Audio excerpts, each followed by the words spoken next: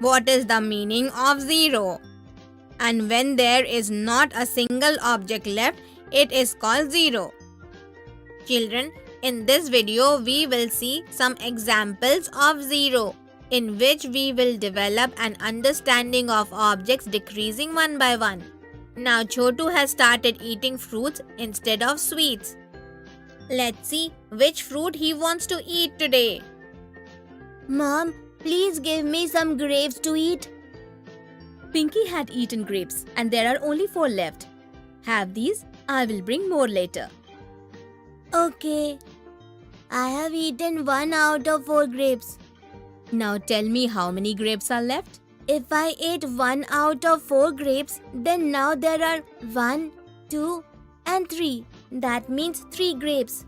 Let me eat 1 out of the 3 grapes. Now tell me how many grapes are left?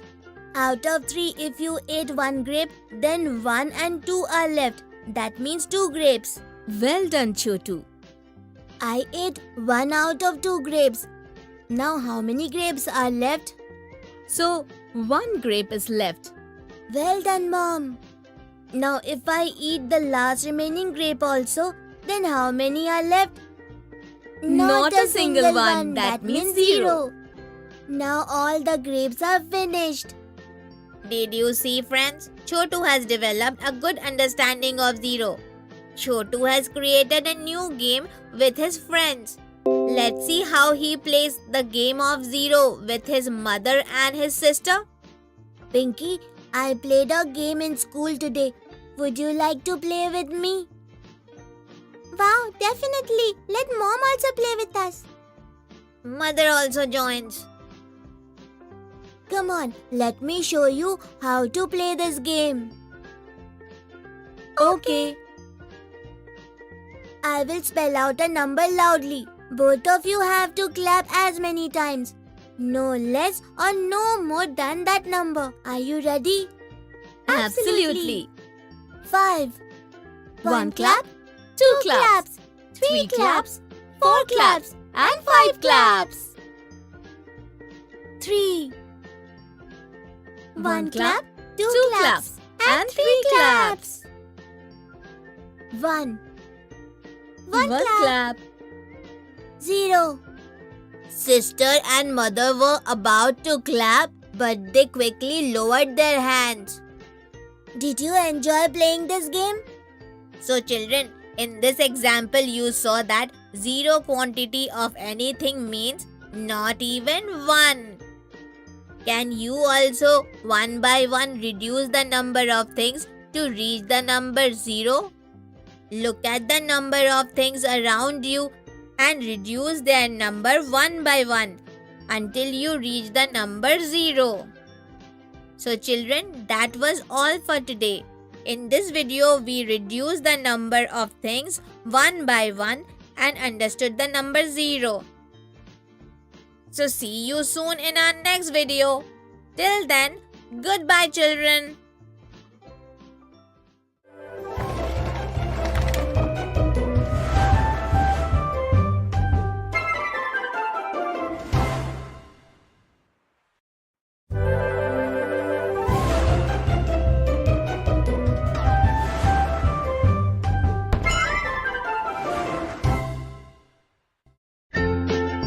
Non-standard units of measuring lengths of objects. Part 1. Hello children, I am the parrot and I welcome you to this video.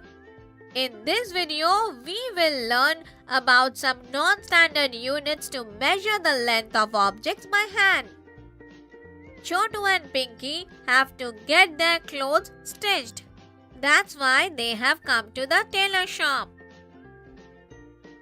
Auntie, we have to get these clothes stitched for us. Okay kids, I will take your measurements now. Auntie takes Chotu's and Pinky's measurements by hand. And she is also measuring clothes using her handspan. Auntie, what are you doing with your hand? My dear, I'm taking the measurements. Auntie, what is a measurement? Children, We measure to know the length of something. Auntie, how do we measure? Look, Chotu, I took the measurement of the length of your shirt with my hand like this. 1, 2, and 3. Your shirt is 3 handspan long. Okay, Auntie, this is how things are measured. Auntie, what is a handspan? Pinky, the measurement which is taken by hand is called handspan. Okay, Auntie. Children, both of you can take measurements of some items kept here. Yes, Auntie. I will measure the length of this chair. 1, 2, 3, 4, 5. 5 handspans long. Very good, Chotu. Pinky, can you measure the length of this table and tell me? Yes, Auntie. 1, 2, 3, 4, 5, 6. This table is 6 handspans long. Yes, Pinky, absolutely correct. So did you see, children? To know the length of the objects, we measure them. In this video, we measured objects using handspans. Just like the width of this TV is 1, 2, 3. 3 handspans wide. So children, that was all for today.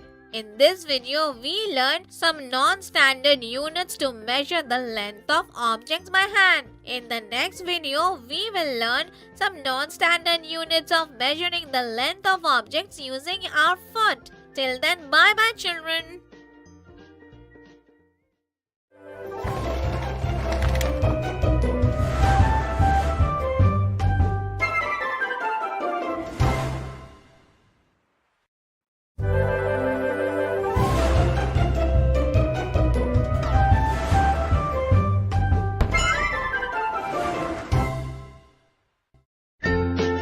Non-standard units of measuring the length of objects. Part 2. Hello children, in the previous video we learned non-standard units to measure the length of the objects by hand. In this video we will learn non-standard units to measure the length of the objects using feet. Today Chotu thought why not help his mother in doing household chores. Chotu, do one thing. The rope we had tied to dry the clothes is broken. We have to tie a new rope. Can you go and get a new rope from the market? Okay, Mummy. Chotu goes to the market to buy rope. But he remembers on the way that he does not know the length of the rope he has to buy. He comes back home again. I will do one thing. I will measure the distance between the 2 poles using my foot. According to the distance, I will bring the rope. Chotu began to count with his foot. 1, 2, 3, 4, 5, 6, 7, 8, 9, 10, 11, 12, 13. These are a total of 13 foot spans. That means I need 13 foot long rope. Chotu, after measuring the distance with his foot, went to buy the rope and he came back home and got his clothes dried. So children, did you see how Chotu measured the rope using his foot? Do you know that we can measure other objects too with the foot? Just like this field.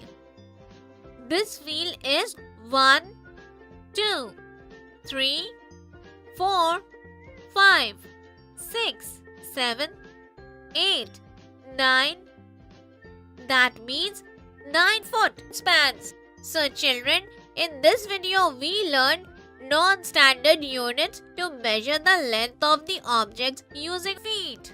In the next video, we will see some common mistakes that should be avoided while measuring the length of the objects.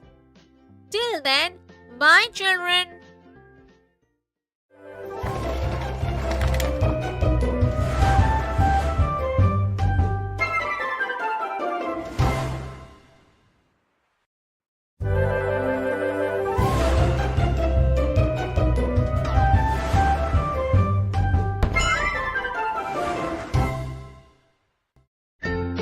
Common mistakes in measuring length of objects.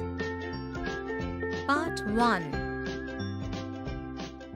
Hello children, in the previous video we learned non-standard units to measure the length of objects using foot. In this video we will see common mistakes while measuring the length of objects that should be avoided.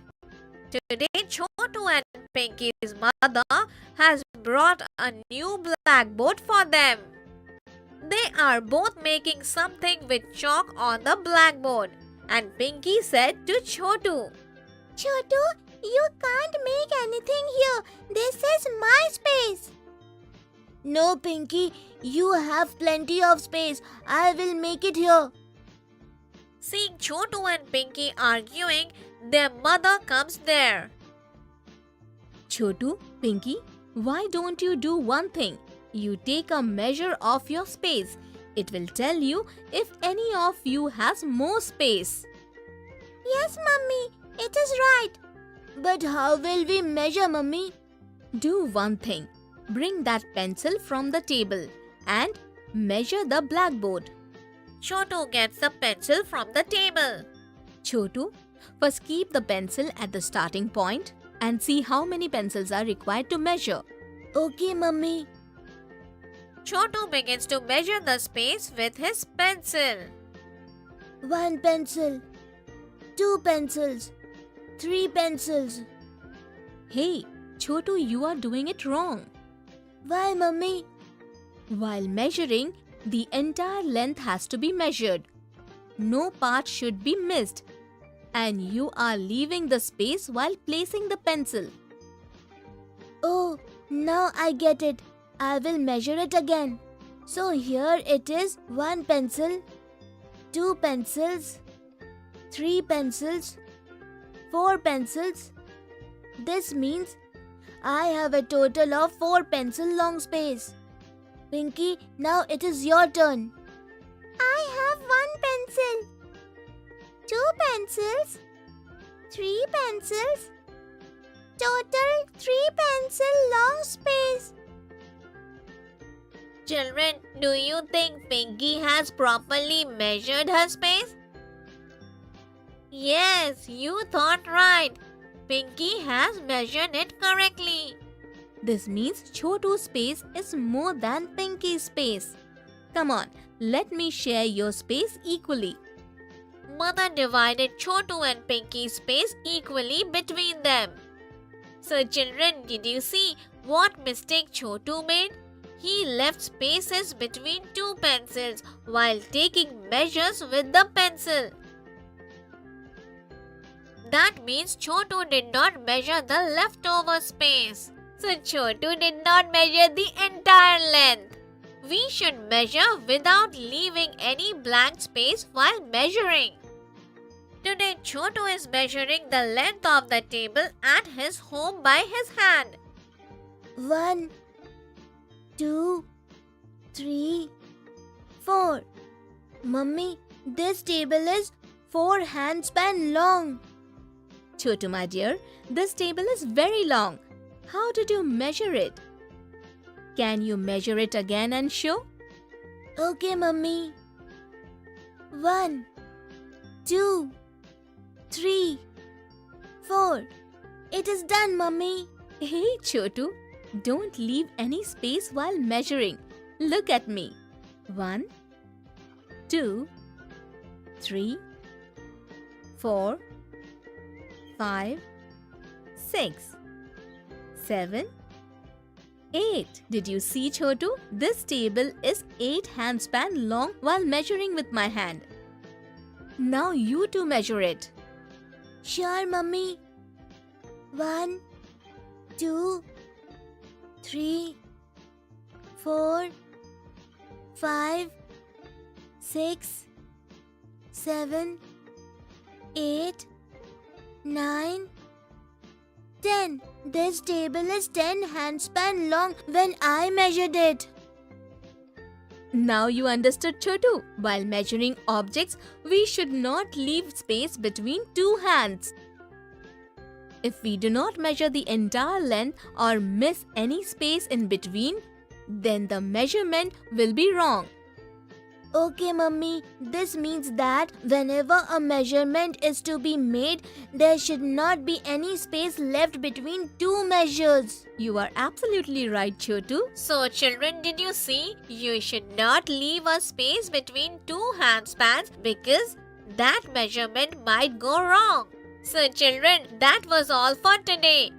In this video, we saw some common mistakes in measuring the length of the objects. In the next video, we will see some more mistakes in measuring the length of the objects. That should be avoided. Till then, bye children.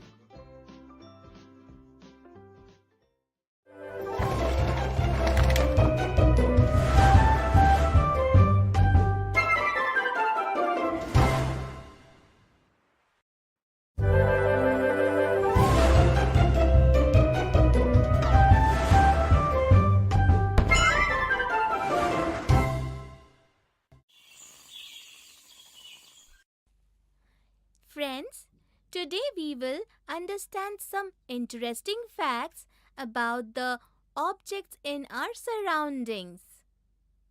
Appu, look, few things are kept over here. A marble, a lunchbox and a tin can. Can you tell me what kind of surface does the lunchbox have? Yes, this lunchbox here has a flat surface, which we can also move by putting it upright like this. Well done. Now, can you tell me that amongst the objects that are kept here, which of them have a curved surface? Here, this marble has a curved surface. And the tin can? Hey, this can stand upright like the lunchbox, but it is also curved like the marble. So, does it have a curved surface or a flat surface? It has a cylindrical shape. That means it is a cylinder. The surface of cylindrical objects are curved. Okay, I understand that. This tin can also have curved surface just like the water bottle. Now tell me which of these objects can be moved. This is very simple. Look, this lunchbox has a flat surface. We cannot roll it like a ball. We can only slide it. And the tin box? Oh, yes, this tin can has a cylindrical shape. That means it's a cylinder. So we can put it upright and slide it. And also roll it like this. Very good. Come on now, Appu. Tell me one thing. Which of these objects can be rolled? Look, this marble is round. We can easily roll it like this. And as you can see, this tin can is cylindrical. Cylindrical objects have a flat surface on top and also on bottom. That's why we can slide them.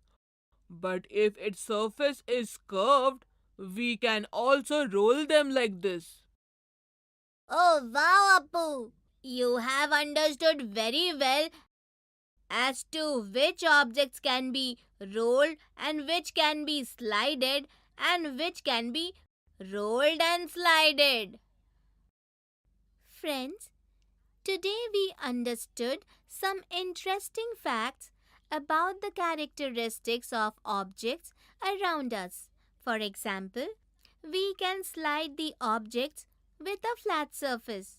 We can roll the objects with a round surface. And that we can roll and slide objects with a cylindrical surface. You too, along with your friends, can learn about some more such objects with flat surface and curved surface. In the next video, we will learn some more characteristics of objects around us.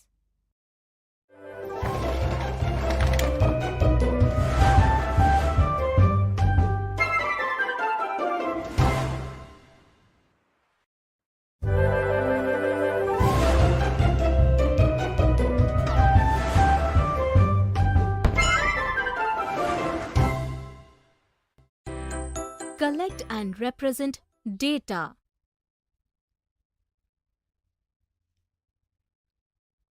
Hey Bubbly, what are you doing? Bunty, I have 10 marbles. I am trying to find out how many marbles of each color are there. Come on, let me teach you an easy way to find that. Teach me.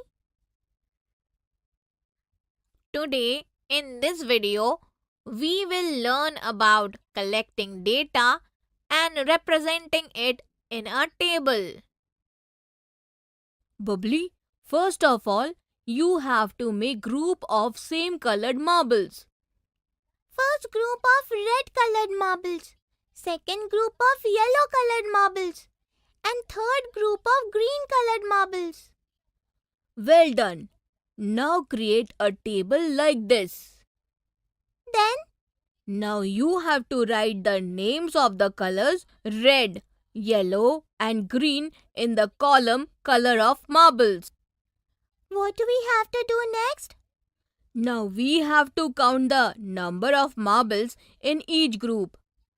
There are 1, 2 and 3 red marbles in the first group. 1 and 2, 2 yellow marbles in the second group. And 1, 2, 3, 4 and 5 green marbles in the third group. Now we have to write these numbers in the table. Yes. Now in the column count of marbles, we will write 3 beside red color, 2 beside yellow color and 5 beside green color. Well done, Bubbly. You represented the data very well. Data? What is that? Making groups of similar objects, counting the number of objects in the group and filling that information in a table is called data.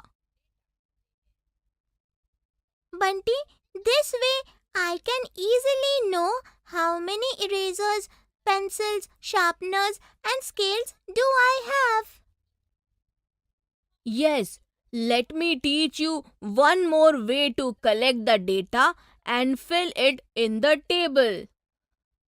Definitely. Firstly, you have to group the given objects whose data you wish to collect. I have 7 pencils, 5 erasers, 4 sharpeners and 2 scales. Now, You have to create a table for the same. okay, I have made this table. I wrote the names of the objects in the first column and count of objects in the second column. Now write which objects are there in the column names of the objects. In the column names of the objects, I wrote pencil, eraser, sharpener and scale. And now, Now in the column count of objects, you have to draw as many triangles, squares or circles as the number of objects.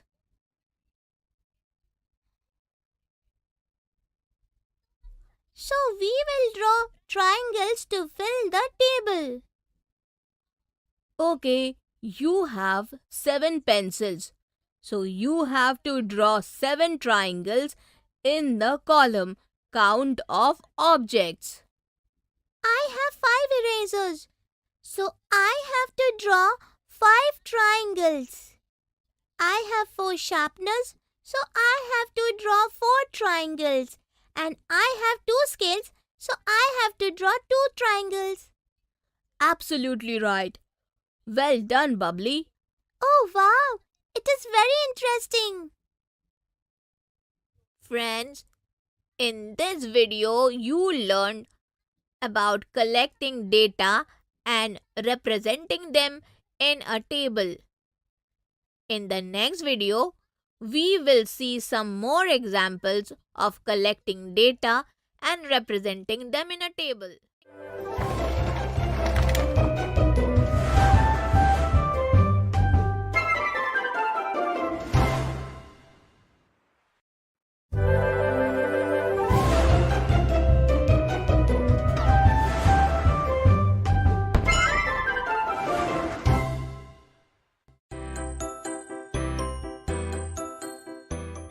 Children, in this video, we will see some more interesting examples of collecting data and representing them in a table.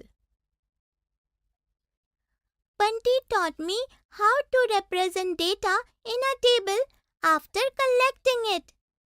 I can easily find out how many types and the counts of the hairpins I have with the help of a table. So first of all, I will make groups of similar hairpins. First group of cloth hairpins. Second group of diamond-studded hairpins. Third group of hairpins with roses and leaves. And fourth group of hairpins with beads. Now I will count the hairpins in each group. I have 6 hairpins made of cloth, 3 diamond-studded hairpins, 4 hairpins with roses and leaves, and 1 big hairpin with beads. Now I will represent all the data by making a table like this. The number of cloth hairpins is 6. The number of diamond-studded hairpins is 3. The number of hairpins with roses and leaves is 4. And the hairpin with beads is 1. Wow! I'm having fun. Come on, now let me find out how many chocolates of which shapes do I have. So first of all, I will group chocolates based on their shapes. First of all, group of circle-shaped chocolates. Second group is star-shaped chocolates. And the third group is of heart-shaped chocolates. Now I will count the chocolates in each group. In the first group, 5 circle-shaped chocolates. In the second group, 4 star-shaped chocolates. And in the third group, there are 3 heart-shaped chocolates. Now I will represent all this data by making a table like this. The number of circle-shaped chocolates is 5. The number of star-shaped chocolate is 4. And the number of heart-shaped chocolate is 3. Wow! By collecting data like this, I can remember so much information easily. Children, today in this video we saw some interesting examples of collecting data and representing it in a table. In the next video, we will see some more interesting examples of collecting data and representing them in a table.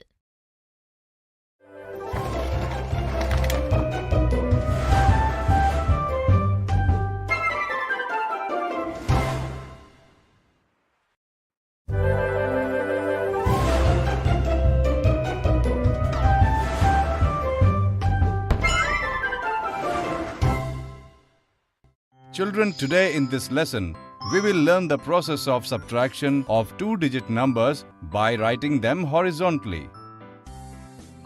One day, Raju and Bablu went to Chanda's flower shop. One garland of Chanda had 25 yellow flowers and the other garland had 14 red flowers. Bablu asked Raju, "Raju, can you tell me how many more flowers are there in Chanda's yellow flower garland than her red flower garland?" Raju scratched his head and said, "No, Bablu, I cannot tell." Then Bablu wrote the question on a paper in this manner. Raju could not understand anything. Then Bablu told him, "Raju, find out how many more flowers are there in Chanda's garland of 25 flowers than in her garland of 14 red flowers. We have to subtract 14 from 25. Now I will write 25 and 14 as tens and ones in this way.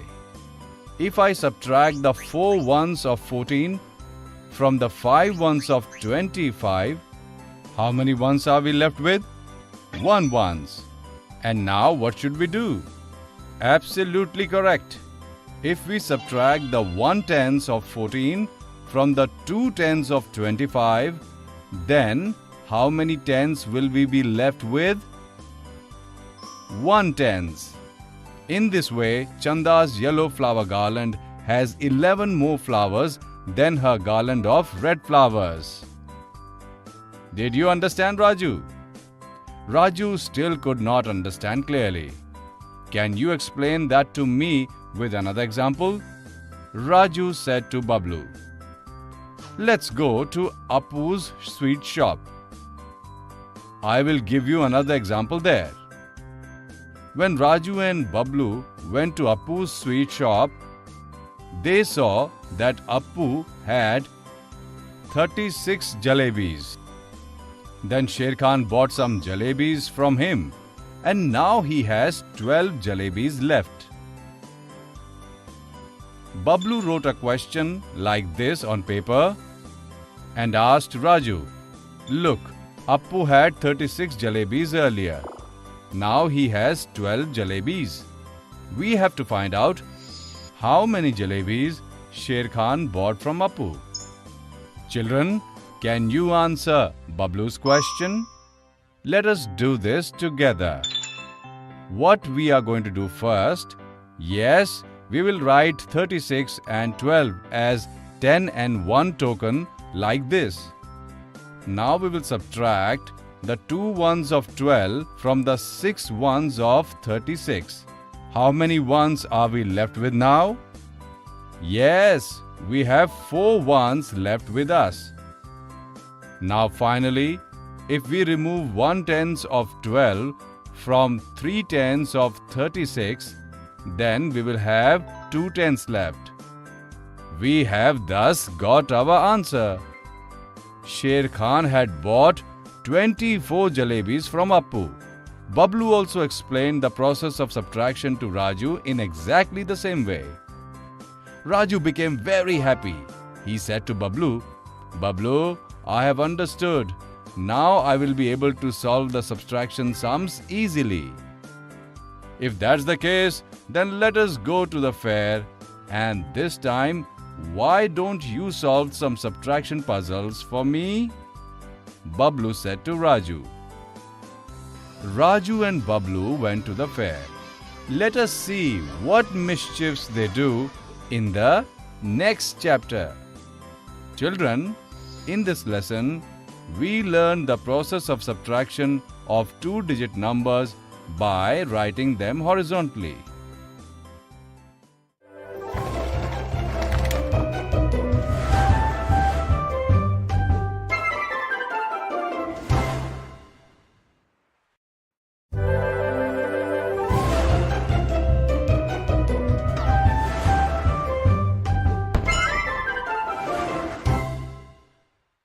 Children, in this lesson, we will see some interesting examples of subtraction of two-digit numbers by writing them horizontally. Today, Raju and Bablu are walking in the fair.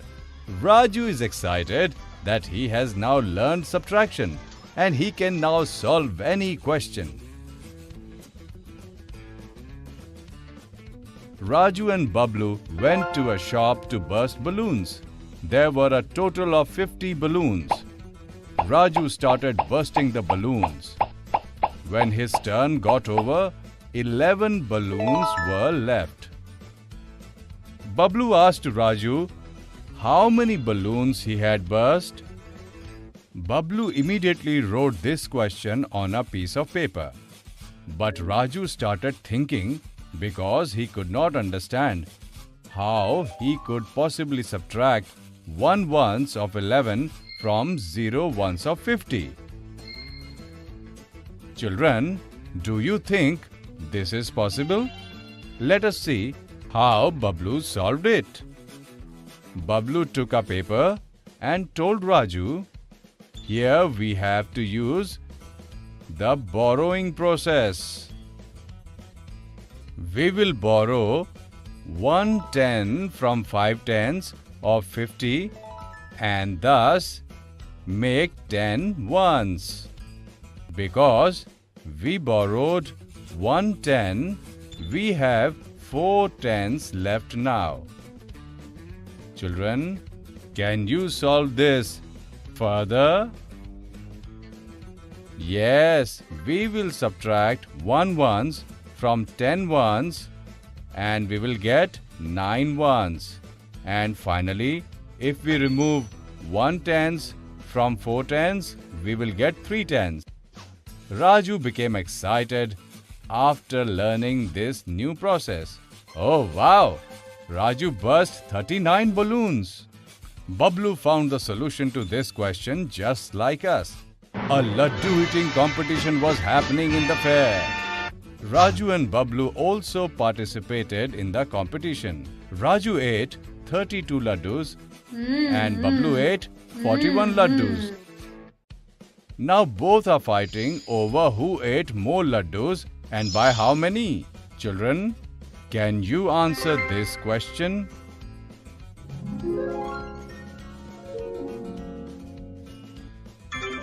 Wow, children, you have solved this correctly. Bablu ate 9 laddus more than Raju. Raju and Bablu kept wandering in the fair and solving the questions of subtraction. Children, you should also find such questions of subtraction around you and try to solve them. Children, in this lesson, we have seen some interesting examples of subtraction by writing two-digit numbers horizontally.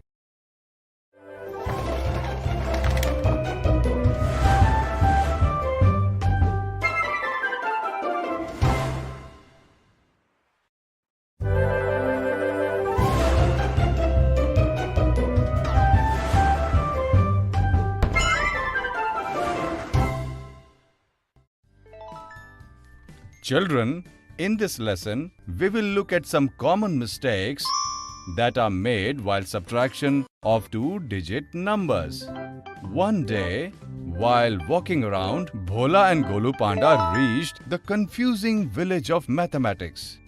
A lot of treasure is hidden in the village. But to get it, they will have to solve the confusing puzzles of this village. They saw this subtraction written on a tree. Children, is this subtraction correct? You guessed it right. This subtraction is incorrect. Will Bhola and Golu be able to solve this correctly? Let us see. Bhola observed that in this subtraction, 3 ones of 23 were being subtracted from 4 tens of 47. Another mistake has been made by subtracting the 2 tens of 23 from the 7 ones of 47. Now Bhola erased this wrong answer and subtracted the 3 ones of 23 from the 7 ones of 47. Then after subtracting 2 tens from 4 tens, he wrote the answer as 24. Children, is Bhola's answer correct? Yes, Bhola's answer is absolutely correct. As soon as Bhola wrote the answer on the tree, lots of golden flowers began showering down the tree. Now Bhola and Golu saw a well. This puzzle was written on the well. Children, is this subtraction correct? Yes, there's a mistake in this subtraction. Can you identify the mistake here? Absolutely correct. Here we cannot subtract the 6 ones of 36 from the 5 ones of 85. So, we have to borrow 1 10 from the 8 tens of 85. In this subtraction, by borrowing, 6 ones have been subtracted correctly from 15 ones. But after borrowing the 110, they forgot to reduce the 8 tens to 7 tens. So children, what will be the correct answer to this subtraction? Yes, the correct answer of this subtraction will be 49. Golu erased the wrong answer and wrote this correct answer on the well. As soon as Golu wrote the correct answer, a whole lot of toffees flowed out of the well. Golu ate a lot of toffees. Now Golu and Bhola were tired. They wanted to go home. But the exit gate was closed and there was a puzzle written on it. Can this puzzle be solved in an easy way? Let us see how Bhola and Golu find a solution to this problem. Bhola has a grid full of numbers. Children, have you seen this grid before? Yes, this grid is exactly like Bunny's 100-room house. In this puzzle, we have to find the number which, when subtracted from 67, will give 36. Bhola first took one jump down from 67 on the grid, and thus by subtracting 10, he reached 57. Now he made another jump down and then subtracting 10 again. So which number did he reach? 47. Absolutely correct. Now he finally took another jump and reached 37 on the grid. Children, now how will we reach 36 from 37? Yes, we have reached 36 by walking one step towards the left. In this way, using the grid, Bhola went 31 steps back from 67 and reached 36. Bhola wrote the number 31 in the blank space. As soon as the gate opened, there appeared a shining car in front of Golu and Bhola. They sat in the car and returned home happily. Children, in this lesson, we saw some common mistakes that were made while subtracting two-digit numbers.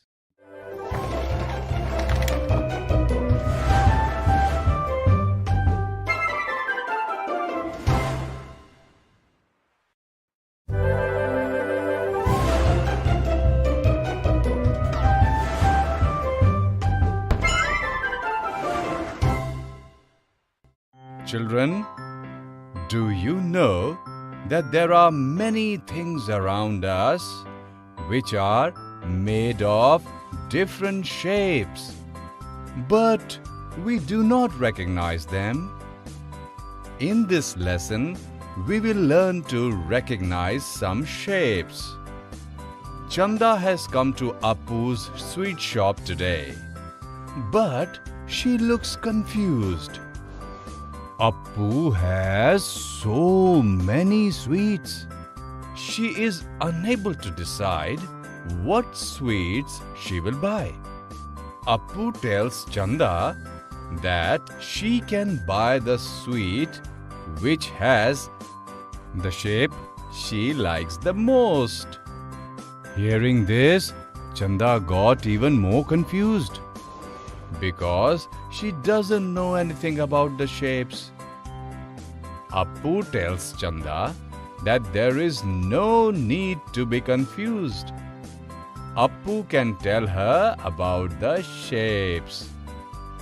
Children, do you also want to learn about shapes? Come, let's see what Appu is teaching about shapes. Appu first showed Chanda this type of peda. Do you recognize this shape? This is round in shape, which can be called a circle. A circle is formed by only one curved edge, and it has no sides. Chanda understood the shape of the circle, but now she is thinking that where else does this circle shape appear other than the pera? Appu explained this to Chanda through a poem. Like the pera which is round, the moon and the sun are also round. Another name for round is a circle. Look at this picture of a round clock. Chanda became excited after learning about the shape of a circle. Now Appu showed Chanda a burfi. Children, what shape is this? This is a triangle. How many sides are there? 3. And how many corners? 3. A triangle has 3 sides and 3 corners. Have you seen a triangle elsewhere? Let us listen to Appu's poem on triangle and know this. Like this piece of burfi is a triangle, this roof and toy is also a triangle. The triangle has 3 sides and 3 corners. Chanda started laughing. Appu asked Chanda, why is she laughing? Then Chanda laughed happily and told Appu that her ears are also triangles. Appu too laughed at Chanda's joke and smilingly showed a burfi to Chanda. Have you seen this shape before? This is a rectangle.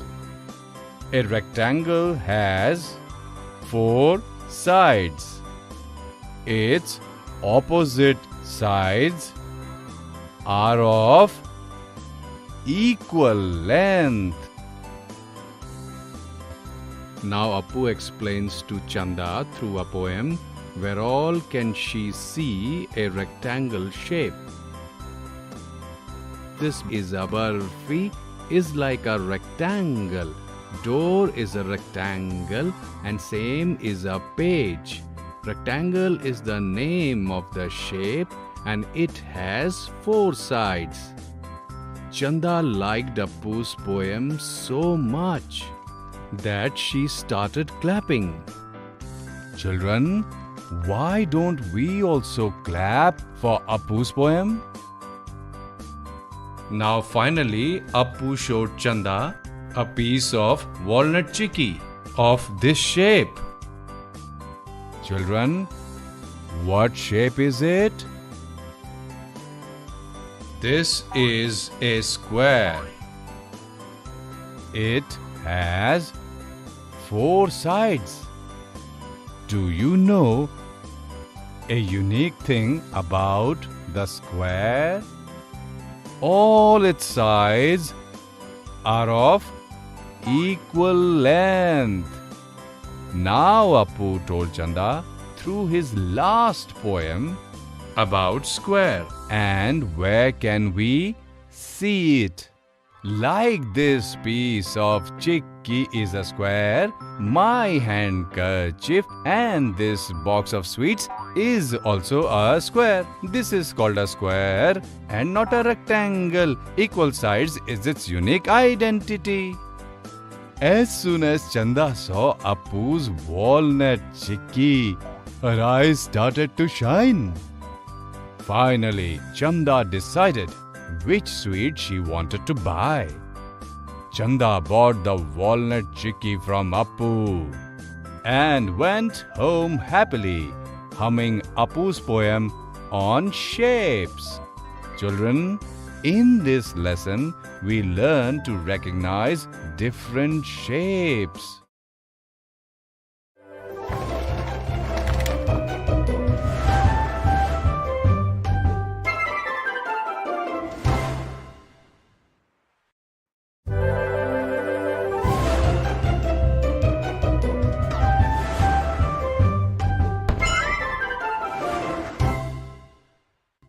Children, we learned to recognize different shapes in the previous lesson. In this lesson, we will see some interesting examples of this. One day, Tufan Turtle was playing on the banks of the pond with his favorite toy. Suddenly, the toy slipped from his hand and fell into the pond. Immediately, Tufan jumped into the pond and started searching for it. Tufan's toy looks like this. But what is this? Tufan's toy was colorful. Can you identify the shape in Tufan's toy and fill the colors in the picture again? Come, let us first find the round circles. You too find it along with me. Here are the shapes of our circle. We will color them in black. Now, can you find the hidden triangles here? Come, let us color them with blue color. Now, can you find the hidden rectangles in the picture and fill them with green color? Absolutely right. Now, find the last hidden shape, square, and fill them with yellow color. Very good, children. You helped Tufan a lot. Now Tufan, with a colorful picture of his toy, started to search for it in the pond. Tufan found some fish in the pond. He showed the picture of his toy to those fishes and asked them if they had seen his toy. The fishes told Tufan that they have hidden his toy in a box. If he can make a picture of those fishes using these shapes, then they will take him to that box.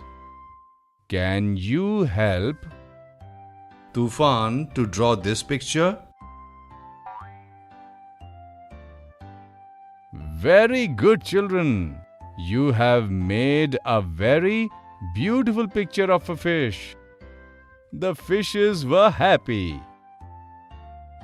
and took Tufan to the box where his toy was hidden. Tufan was very happy to see the box. A different pattern was made on the box. Tufan tried very hard to open the box, but the box did not open. Then a fish told him that to open the box, he would have to tell the total number of triangles in the pattern made on that box. Children, can you tell how many triangles are there in this pattern made on the box? Children, to find out how many triangles are there in this pattern made on the box, we will find out this way. Yes, there are a total of 10 triangles here. Now the fish opened the box and returned Tufan's toy. Children, in this lesson, we saw some interesting examples of recognizing different shapes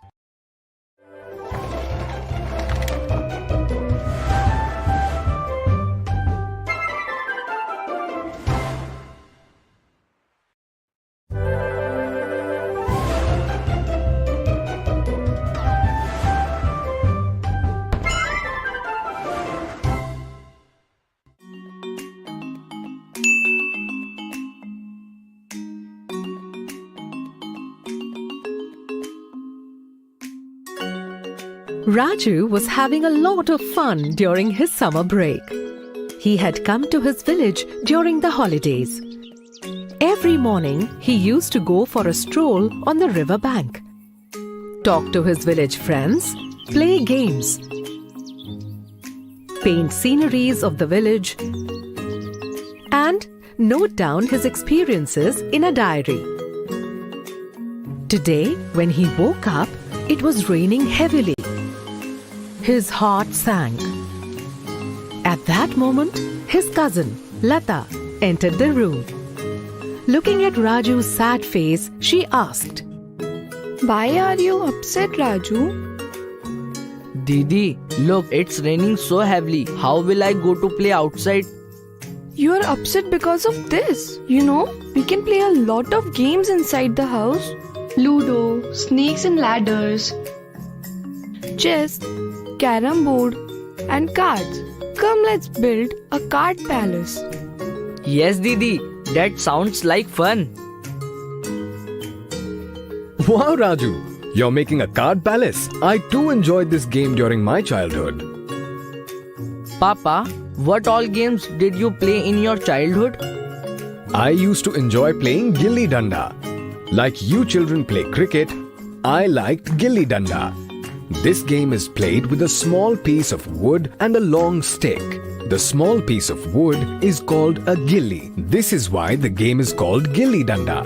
This gilli is supposed to be struck with the stick and launched as far as possible. The player whose gilli goes the farthest wins. Oh, that sounds interesting. What other games did you play? I enjoyed Kho-Kho and Kabaddi a lot. I was the captain of my school's Kabaddi team. In our days, boys enjoyed wrestling too, though I was never interested in it. And Ma, what kind of games did you like playing? Oh, a lot of different ones. I was in the school hockey team. Hockey is our national sport. Aside from hockey, I also liked playing badminton. And you know, we enjoyed Antakshari a lot. I knew so many songs that my team always won. Lata Didi, what are your favorite games? I don't like much running around. I do enjoy playing hide and seek with my friends. This is a game which can be played both indoors and outdoors. All the kids hide in different places and one player has to seek them out. I like Gitte and Stapu too. Gitte is playing by throwing and catching stones, and in Stapu or hopscotch, boxes are made on the ground into which you have to jump. Raju, we've shared our favorite games with you. What games do you like playing the most? I enjoy chess and football the most. I aspire to play chess like Vishwanathan Anand. Nice! Vishwanathan Anand is counted among the top chess players in the world. Many players have brought pride to the nation. Just like Sania Nehwal in badminton, Sania Mirza in tennis, and Sachin Tendulkar in cricket. Papa, Sachin is among my favorite players too. If one pursues sports with discipline, then a lot of name and fame can be earned. Absolutely right. Summer holidays can be spent not just in playing, but also learning new skills like embroidery, knitting, painting, dancing, singing, etc. Gardening, cooking, reading. These are also interesting ways of spending some spare time. Okay, Raju, now tell me, of all the games we mentioned today, which ones are indoor games and which count among outdoor games? Outdoor games include gilli danda, kho-kho, kabaddi, hockey, badminton, hopscotch, football, cricket, tennis. Indoor games include antakshari, gitte, chess. Some games like hide and seek can be played both indoors and outdoors. You also helped me understand that one can productively use the holidays pursuing many hobbies and activities. Well done, Raju. Look, the rain has stopped. Yes, I am going out to play. Tata.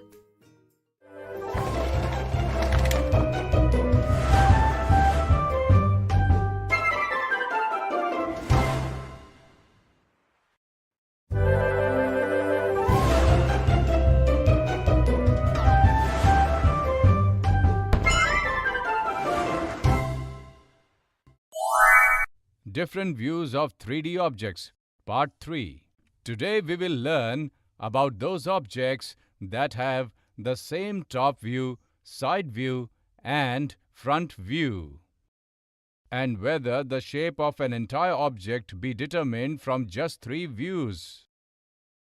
Vandana, yesterday I was drawing the top view, side view and the front view of different objects. I found some objects whose shape you will not be able to guess easily. Well, this will be a lot of fun. Sure? See this. Hey, these are all in the shape of a circle. How did this happen? Is this really the drawing of an object? Yes, and it can be easily found. How can this happen?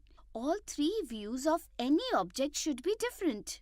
Hey, I have another drawing in which all 3 views of one object are the same. Show that also. See this. All these are in the shape of a square and that too of the same size. Yes, now try and guess. Let's first start with the second drawing in which all are in the shape of a square. Okay, this is the drawing. Let me try to make it. Let's make its top view first. Then let's make the front view and in the end its side view. Oh, this is a box. Very good. I thought you will not be able to guess. Now I have an idea about the drawing of the circle. Okay, then tell me. This is a ball. If you look at a ball from any side, it will look the same. Oh wow, you answered that without drawing it out. Yes. Without this box, it would have been very difficult to guess. It is good that you brought this drawing today. Otherwise, I would have never understood that there are such objects which have the same view from all sides. But I cannot understand one thing. What? To make the side view of an object, why do we only make the right side view and not the left side view? Maybe because it is not necessary. Maybe these 3 views are enough to tell about the remaining views. No, I don't think that's the case. Let's do one thing. You make 3 views of an object and show me. I will tell how the object looks from the left side. Okay, I will make the drawing of an object that looks different from the right and the left side. Okay, make it. Look at this and tell me what it is. Let me see. It looks like a rectangle from the front view. Now let's look at its side view.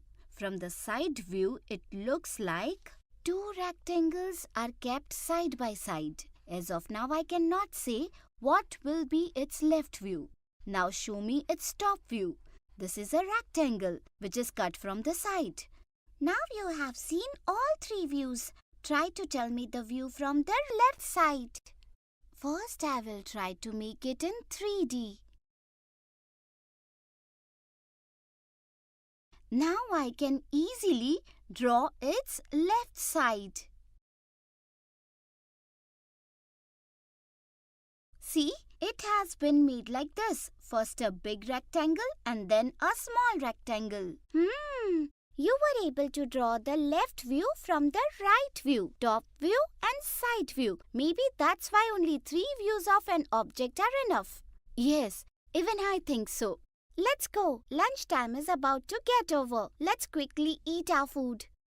Neha and Vandana have now understood that there are some objects that look the same from all sides. That's why the top view, front view and the side view of those objects are the same. And the shape of the entire object can be determined from just 3 views.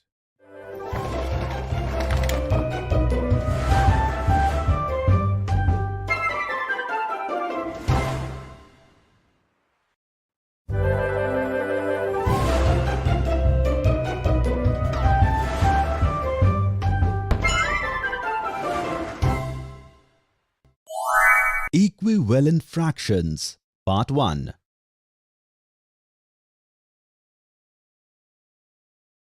Today, you will learn about equivalent fractions. Reyansh and Vandana are playing at Vandana's house today. Mummy brought a chocolate for both of them. I brought a chocolate for both of you. You both should share and eat it. Vandana, you should eat 1/2 portion of it, and Riyansh, you eat 2/4 of it. And then give me the chocolate that is left. Mother, why so? Why will Reyansh eat more? Why shouldn't we both eat equal quantity? Why don't you first distribute the chocolate in 1/2 and 2/4 parts, and then distribute in the way you said, Vandana? Okay, Auntie, we will distribute and see. You kids share, then call me. I will come to take my share of the chocolate. Auntie said that you will take 1/2 of it. 1/2 means 1 of 2 equal parts of the chocolate. By dividing this chocolate into 2 equal parts, you will get 4 pieces in each part. And you will get 1 part, that is, you will get 4 pieces of this chocolate. I will get 4 pieces of this chocolate. Now we have to see how many pieces you will get from this chocolate. Mummy said that you will get 2/4 parts of this chocolate. That is, if you make 4 equal parts, you will get 2 parts. If you make 4 equal parts of this chocolate, there will be 2 pieces in each part. Now when you will receive from 2 of these 4 parts, you will get 4 pieces. What is this? You got 4 pieces in 1/2 of the chocolate and I got 4 pieces in 2/4 of the chocolate? 4 pieces belong to you and 4 pieces to me. This means we both get equal share of the chocolate. Hey, there is nothing left for Mummy. I understood that Auntie knew that there would be 4 pieces of chocolate in both 1/2 and 2/4 part for us to eat. So she asked us to distribute chocolate like this. That means 1/2 and 2/4 are equal? Seems like it. So tell me, how much chocolate do I get?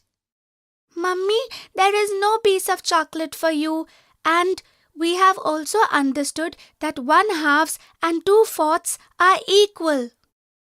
Riyansh and Vandana, you should split the chocolate into 2 halves and 4/4 and find out how many pieces of chocolate both of you get. 2 halves means both of parts of the two equal parts of this whole chocolate. That means the whole chocolate. Absolutely right, Riyansh. Now, Vandana, tell me how much 4/4 of this chocolate will be? 4/4 means 4 parts out of 4 equal parts of this chocolate. That means it will also be full chocolate. Absolutely correct. This means that 2 halves and 4/4 are equal quantities, but these two are different fractions. Yes, what this means is that we can write half of a chocolate in different ways, like 1/2, 2/4, 3/6. Mummy, the numbers written are different in these fractions, yet these fractions are showing the same quantity of chocolate. What are such fractions called? When different fractions show the same quantity of a substance, they are called equivalent fractions. You will learn them in detail in further classes. I got it, Mummy. Okay, now you two kids play. Today we learned that some fractions may be the same even if different numbers are used in fractions. When two fractions represent the same quantity of a substance, they are called equivalent fractions. Hence, different fractions can be used to denote the same quantity. Example, in order to represent half of chocolate, one can write 1/2 and also 2/4.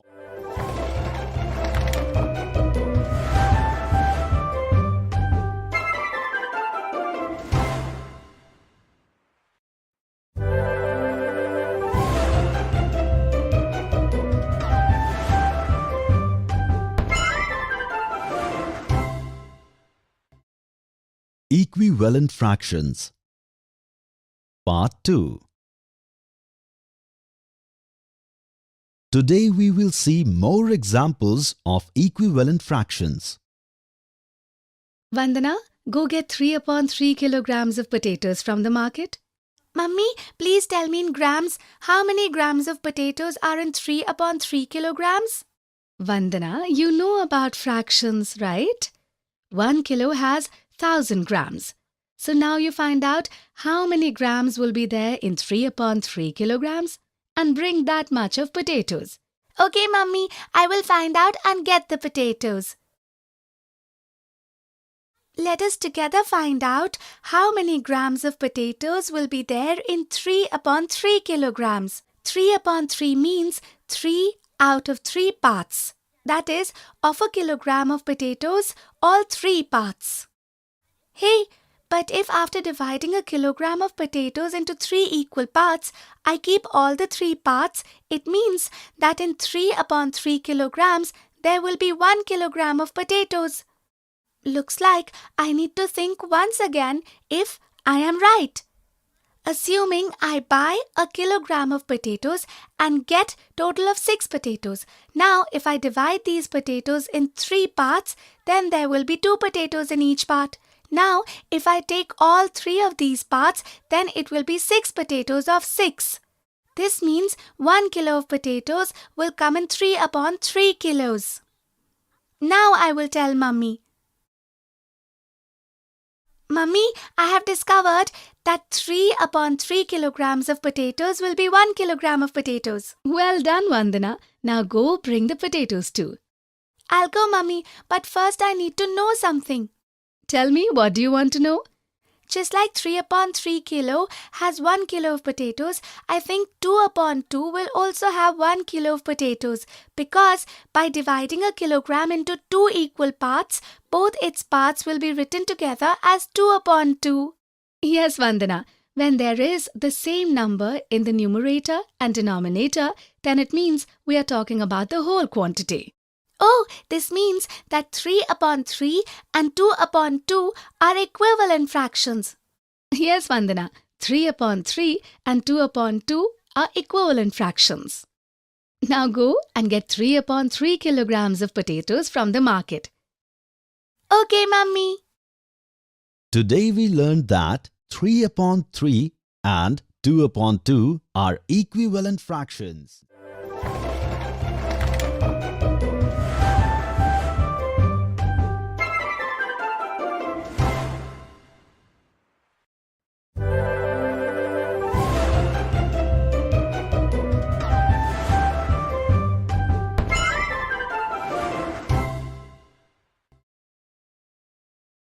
Equivalent fractions. Part 3. Today, we will do an activity related to equivalent fractions. Vandana learned about equivalent fractions yesterday. Today, she is discussing it in order to understand it well.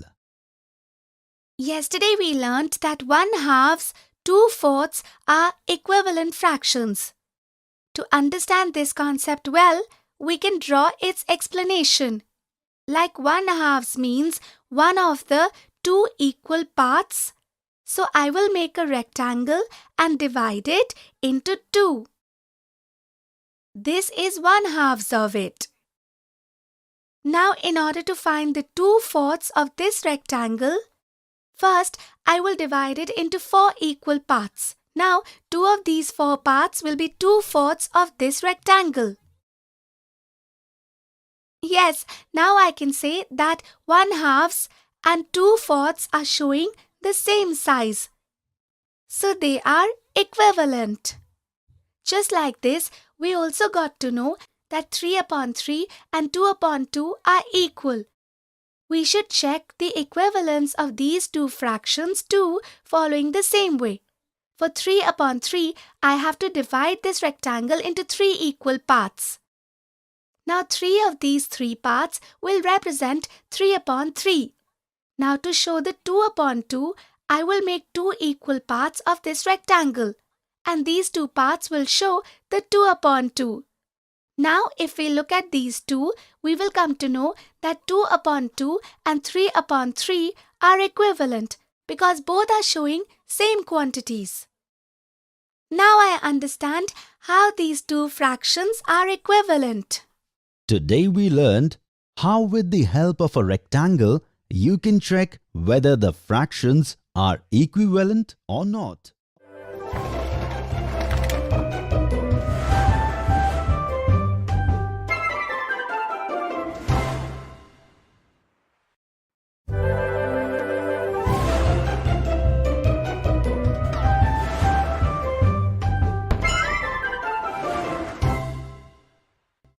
A busy month. Part 2. Different types for different needs. In the previous video, we learned about birds and their nests. Introduction. In this video, we will learn about the use of birds' feet and beaks. We will also learn about the different types of teeth of various animals. Zia is happy after knowing about birds and their nests from her grandpa. Zia is now keen to learn more about birds, so she is sitting at her table and reading a book given by her mother. Bobo is also sitting beside her. Bobo, this book is very nice. There are so many wonderful things written about birds in it. Zia continues to read her book and she sees some pictures of birds' feet. Can you look at the pictures of the birds' feet and tell how birds use them? Look at this picture and tell, for what purpose do the birds use these feet? Answer. Birds use these feet for swimming. Have a look at this picture. What do birds do with it? Answer. Birds hold the tree branches with it. What do birds do with these sharp-clawed feet? Answer. Birds use these feet to catch their prey. What do you think of these pointed clawed feet? What are they used for? Answer. They are used to climb the trees. Do you know how these long feet help the birds? Answer. These feet help birds to walk on the land. See, Bobo, how different are the birds' feet. After reading about the feet, Zia now begins to see pictures of birds' beaks on the next page of the book. Can you look at these pictures of birds' beaks and tell how birds use them? What do you think of this picture of the beak? What do birds do with this beak? Answer. Birds tear and eat meat with it. How do the birds use this pointed beak? Answer. To make holes in wood and tree trunks. How does this beak help the birds? Answer. This beak helps the birds to suck nectar from the flowers. Birds use it to find insects and worms from mud and shallow water. Birds use it to find insects and worms from mud and shallow water. What do you think about this beak? What do birds do with this? Answer. Birds break and crush seeds with it. For what purpose do birds use this beak? Answer. To cut and eat many kinds of food. Zia just finished reading her book when Grandpa comes to her room.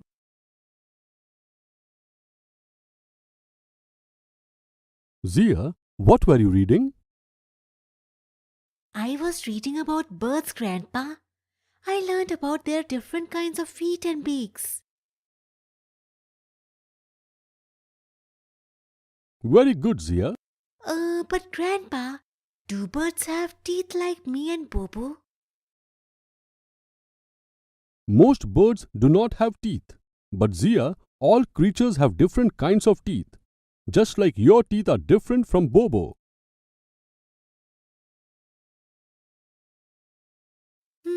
That is true. Bobo's teeth are very sharp, Grandpa. Yes, that is correct.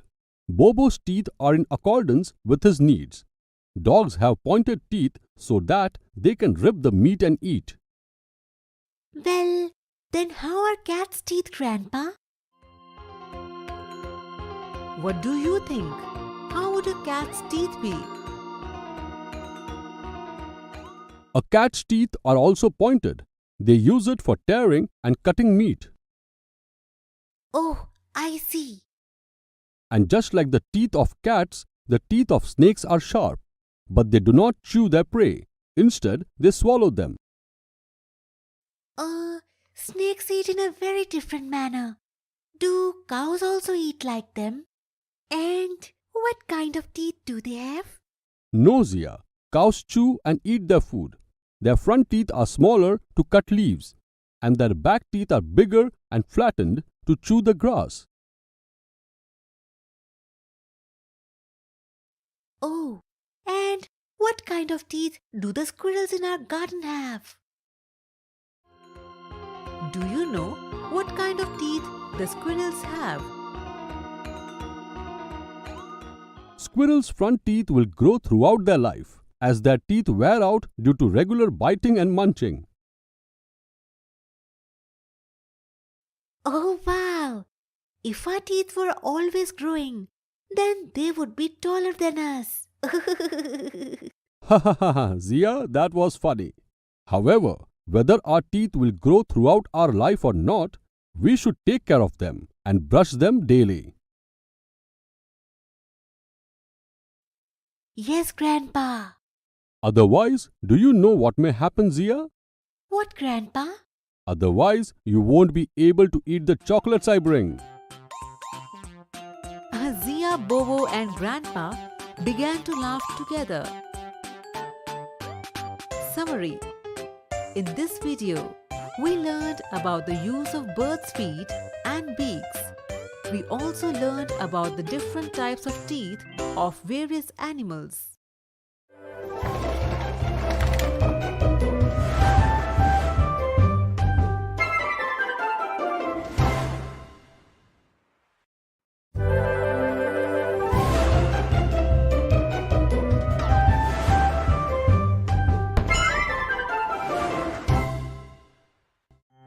Hello children! In this video, we will see some interesting examples of identifying and comparing fractions. Babban does a lot of mischief with all the people in the village. Today, he has come to buy sweets at Appu's sweet shop. He could not decide which sweets he wants to buy. So Appu divided the sweet box into 10 equal parts like this. Now Appu put Kaju Katli, Laddu and Peda in the sections in this way.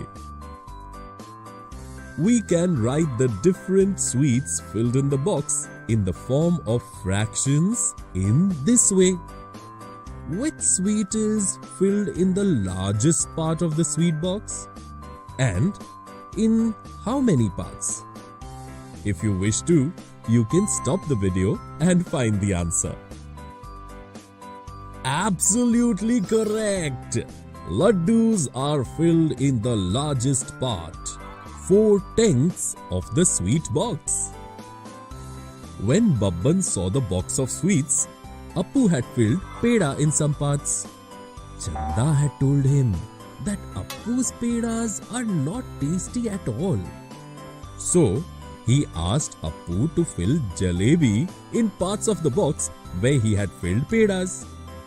Appu was a bit irritated as his shop was starting to get crowded. He quickly filled the jalebi in the parts where pedas were filled. Children, can you tell how many parts of the box is jalebi filled now? You can find the answer by pausing the video. Yes, jalebi is filled in 3/10 parts of the box. When Babban looked at the box of sweets, he saw that there are 2 sweets that are filled in equal parts of the box. Can you tell which sweets are these? And how many parts of the box are they in?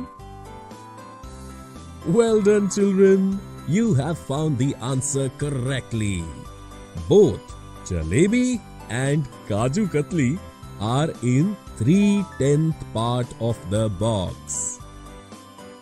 Babban remembered that Chanda loved laddus. So, he asked Appu to fill the laddus in the parts where Kaju Katli was filled. Now Appu started getting angrier. But still, he filled laddus instead of Kaju Katli. Can you tell which sweet is now in the largest part of the box? And in how many parts? If you want, you can stop the video and find the answer. Correct! Laddus are filled in the largest part of the box, 7/10 part. Now Appu's shop was very crowded. Just then, Babban told him that he no longer needed jalebi and he should also fill laddus in place of jalebi. Appu became very angry and asked Babban that which sweets did he really want. Then Babban told him that from the beginning he wanted only laddus, which are now filled in all parts of his box. Babban started laughing out loud on saying this. He immediately gave Appu the money for the laddus and ran away. Poor Appu once again succumbed to Babban's mischief.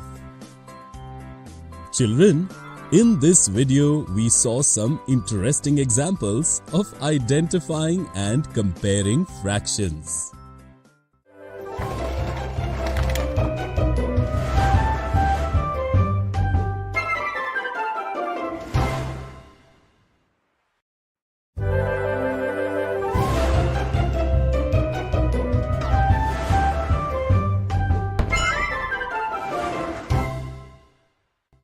Hello children! In the previous video, we saw some interesting examples of identifying and comparing fractions. In this video, we will see some misconceptions related to this. Today, Appu and Chanda are celebrating their birthday together.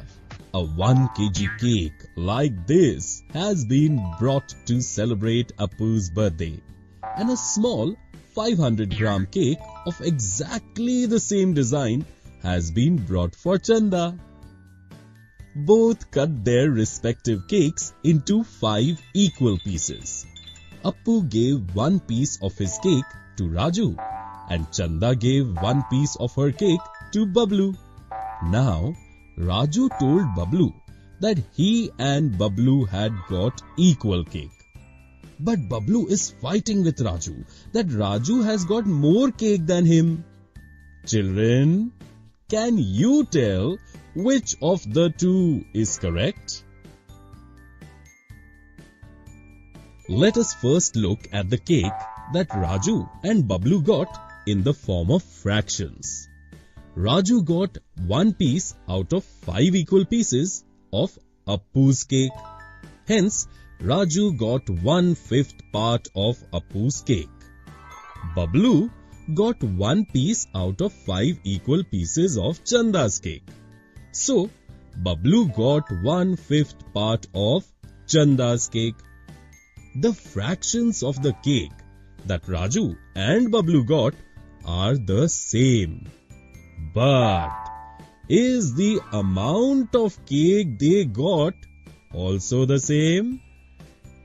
Appu's cake is 1 kg or 1000 grams. Now, if we divide it into 5 equal parts, then how many grams is each part? Exactly.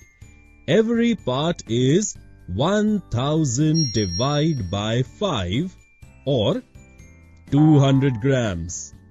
In this way, Raju got 1 portion of Appu's cake or 200 grams of cake.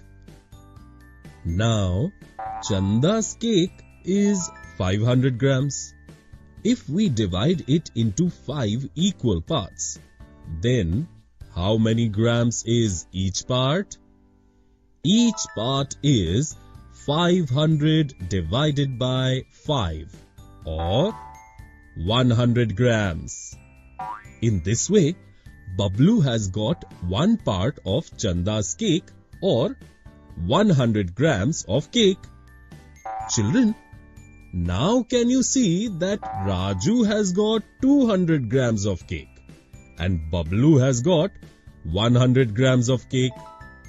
Even though the fractions of the parts of Raju and Bablu's pieces are the same, the amount of cake that Raju got is more than the amount of cake that Bablu got.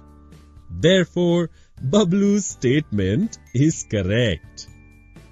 Children, remember that even if the fractions of the parts of 2 objects are the same, but if the quantity of those objects is not equal, then those parts will not be equal. When Bablu explained this to Raju, Raju jumped with joy that he got more cake than Bablu. Now Appu and Chanda have made delicious sandwiches for all the party guests. Appu cut the sandwich into 6 equal pieces like this and gave Raju 1 piece or 1/6 part, while Chanda cut her sandwich in 2 equal parts and gave Bablu 1 piece or 1/2 part. Now Raju once again started teasing Bablu that he got 1/6 part of sandwich and Bablu got 1/2 part of sandwich. And because 6 is a larger number than 2, he got a larger portion of the sandwich. Children, is Raju's statement correct? Appu and Chanda's sandwiches are exactly the same size. Raju got 1/6 part of the sandwich and Bablu got 1/2 part. If we put Raju's piece on Bablu's piece, we will find that Raju's piece is actually much smaller than Bablu's piece. But why did it happen? Children, if we divide any object into equal parts, as we increase the total number of parts, they become smaller and smaller.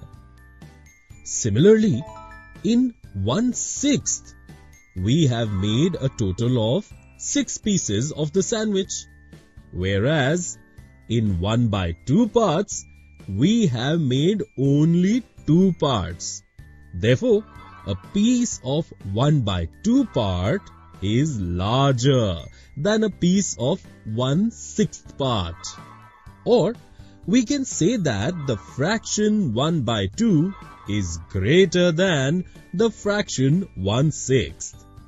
Therefore, Raju's statement is not correct. Raju became depressed after knowing this. Seeing Raju sad, Bablu broke a piece of his sandwich and gave it to Raju. They both happily ate the sandwich and started enjoying the party. Children, in this video we saw some misconceptions related to identifying and comparing fractions.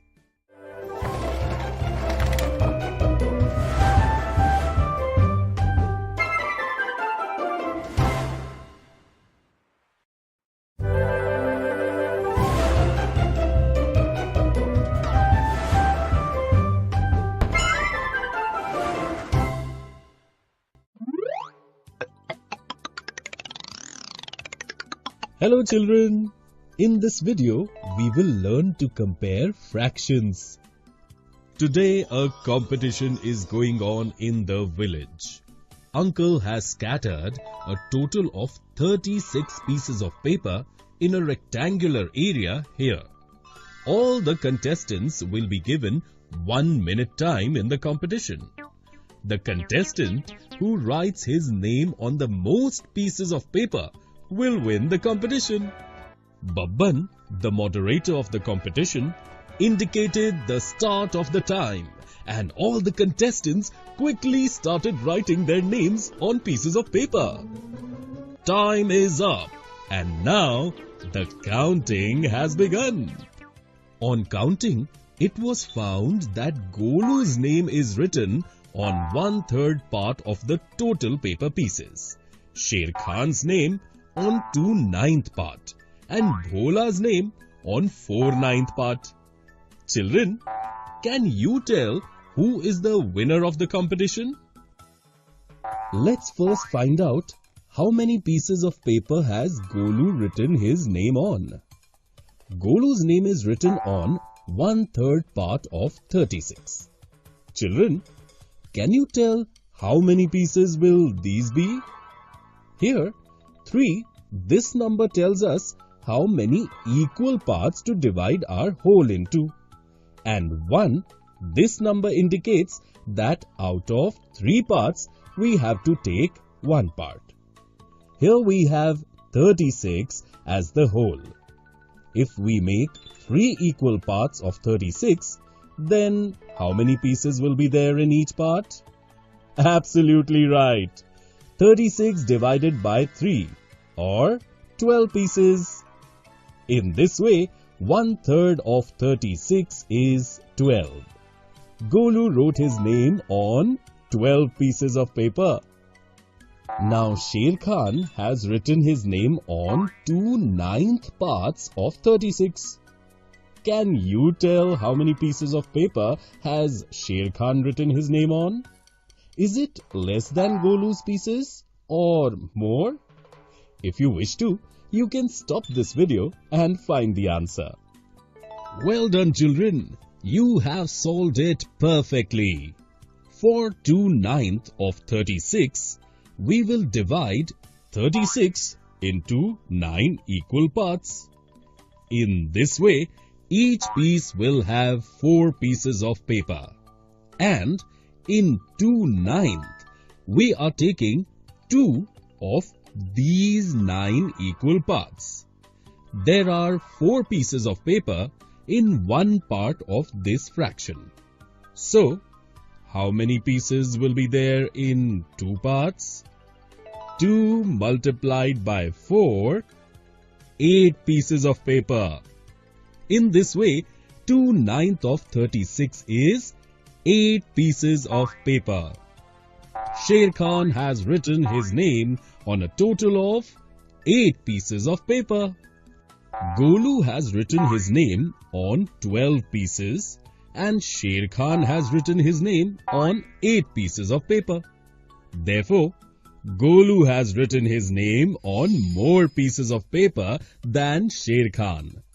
We can also look at it in this way, that the fraction 1/3 is bigger than 2/9. Children, can you tell how many pieces of paper has Bhola written his name on? Are these more or less than the pieces of paper on which Golu has written his name on? You may find the answer to this question by pausing the video. Well done, children. You have found the right answer. Bhola has written his name on 4/9 parts of 36. For 4/9 of 36, we will divide 36 into 9 equal parts. In this way, each part will have 4 pieces of paper. And in 4/9, we are taking 4 of these 9 equal parts. There are 4 pieces of paper in one part of this fraction. So, how many pieces will there be in 4 parts? 4 times 4, 16 pieces of paper. In this way, 4/9 of 36 is 16. Bhola has written his name on 16 pieces of paper and Golu has written his name on 12 pieces of paper. Therefore, Bhola has written his name on more pieces of paper than Golu.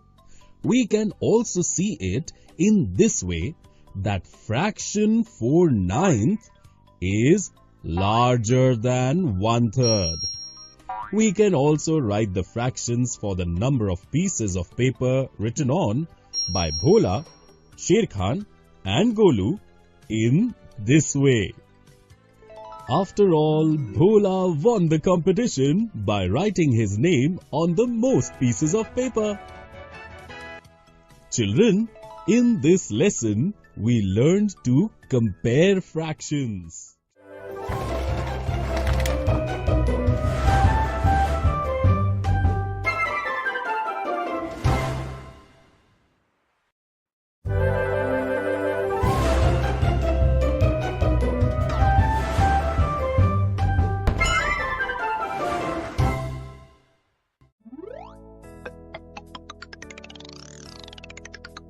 Hello children, in this video we will see some interesting examples of comparing fractions. Babban has sown 12 pumpkin seeds in his field. A few days later, he saw plants growing from those seeds. Babban became very happy. Now, Babban started thinking that when 12 pumpkins grow out of those plants, he will give 1/4 of them to Badbole uncle. He makes very tasty pudding of pumpkin.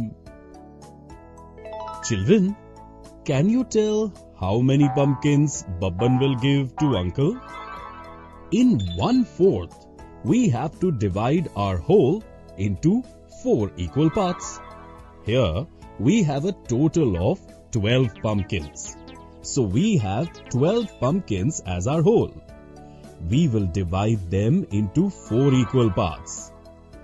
If we make 4 equal parts of 12 pumpkins, then how many pumpkins will be there in each part? Exactly 3 pumpkins. Now, what will we do to get 1/4 part? Take 1 part out of these 4 equal parts. In this way, 3 pumpkins are 1/4 part of 12 pumpkins. Babban will give 3 pumpkins to uncle. Now Babban is thinking that he will give 2/3 part of 12 pumpkins to Chanda, as she is his best friend. Can you tell if Babban will give more pumpkins to uncle or Chanda? You can find the answer by stopping the video. Well done, children! You have found the perfect answer. First, we will find the number of pumpkins that Chanda gets. To find 2/3 of 12 pumpkins, we have to divide 12 pumpkins into 3 equal parts. In this way, there were 4 pumpkins in each part. Now, to find 2/3 parts, we have to take 2 parts out of these 3 equal parts. In this way, 2/3 of 12 pumpkins is 8 pumpkins. Babban will give 1/4 part of 12 pumpkins or 3 pumpkins to uncle and 2/3 of 12 pumpkins or 8 pumpkins to Chanda. In this way, Babban will give more pumpkins to Chanda. Children, in other words, we can say that the fraction 1/4 is less than 2/3. Babban returned home happily thinking of this. Now, he is at home thinking that he will grow 20 carrots in his field. When those carrots are grown, he will give 2/5 part of it to Bunny and half to Golu. Children, can you tell how many carrots will Bunny get? Is that more than the number of carrots Golu gets? If you wish to, you can stop the video and find the answer. Well done, children! You have found the perfect answer. To find 5 parts of 20 carrots, we will divide 20 carrots into 5 equal parts. In this way, there will be 4 carrots in each part. Now, to find 2/5 part, we have to take 2 parts out of these 5 equal parts. In this way, 2/5 parts of 20 carrots will be 8 carrots. Babban will give 8 carrots to Bunny. Let us see how many carrots will Babban give to Golu. To find half of 20 carrots, we have to divide them into 2 equal parts. And then, 1 part has to be taken from it.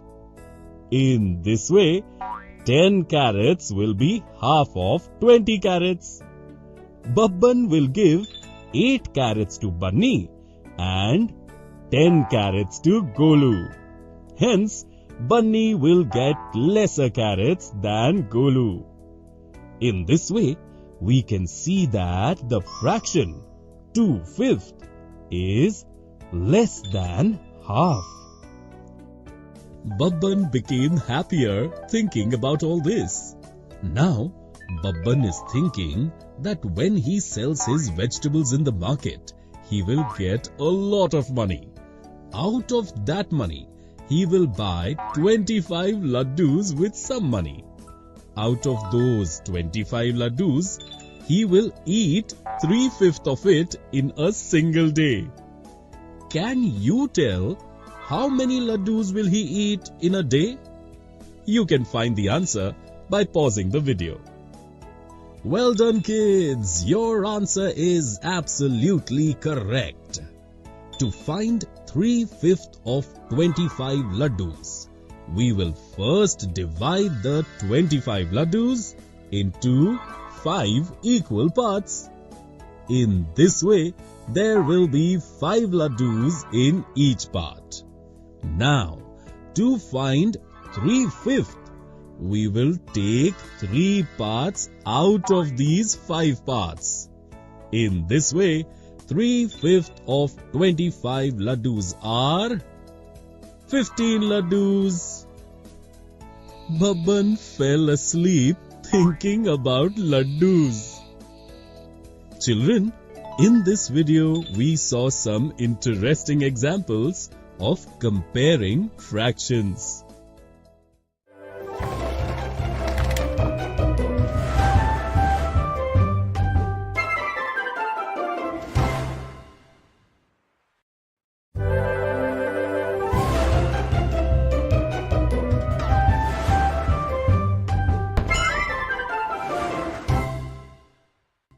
Hello children!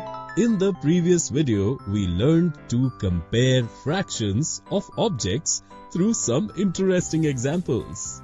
In this video, we will learn about some misconceptions related to this.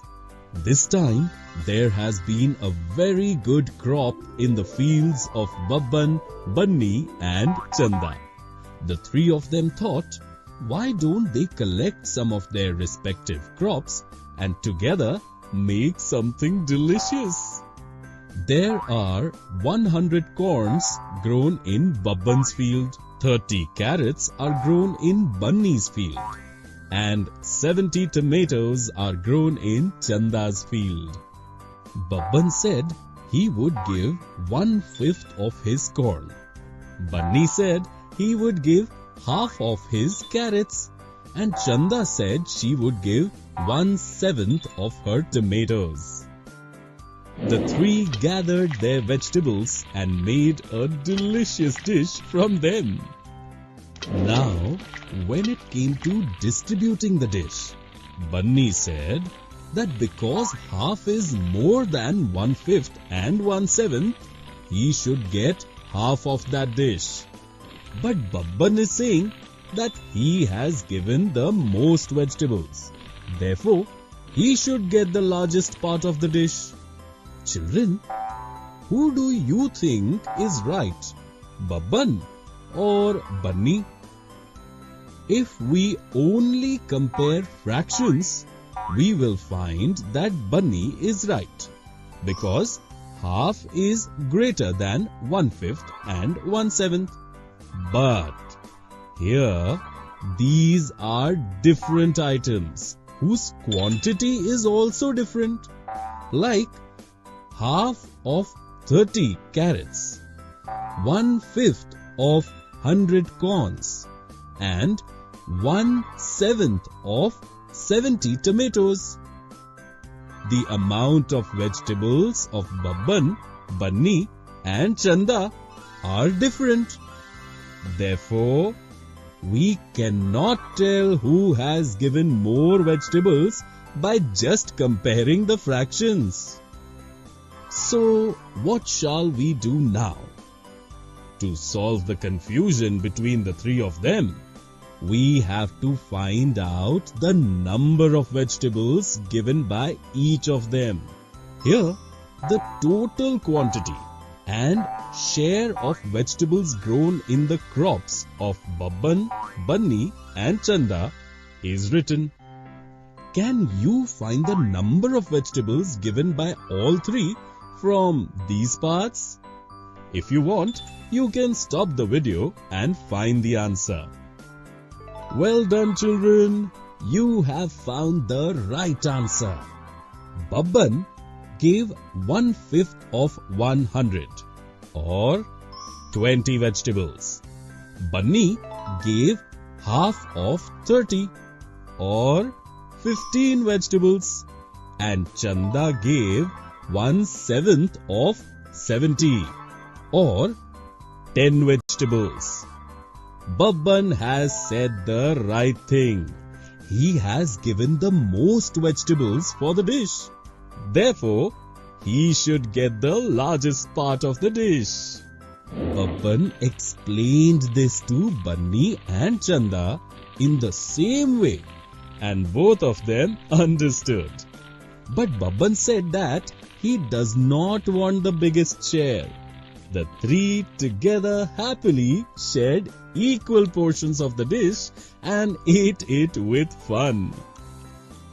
Children, keep in mind that we can compare fractions of two objects only if the wholes of those objects are the same. As we know, the fraction half fraction is more than the fraction 1/5. But if we talk about 1/5 of 100, which is equal to 20, and half of 30, which is equal to 15, then we can see that half of 30 is smaller than 1/5 of 100. Because their wholes are not the same. Therefore, to compare fractions, we must pay attention to fractions as well as their whole. Children, in this video, we learned about some misconceptions related to comparing fractions of objects.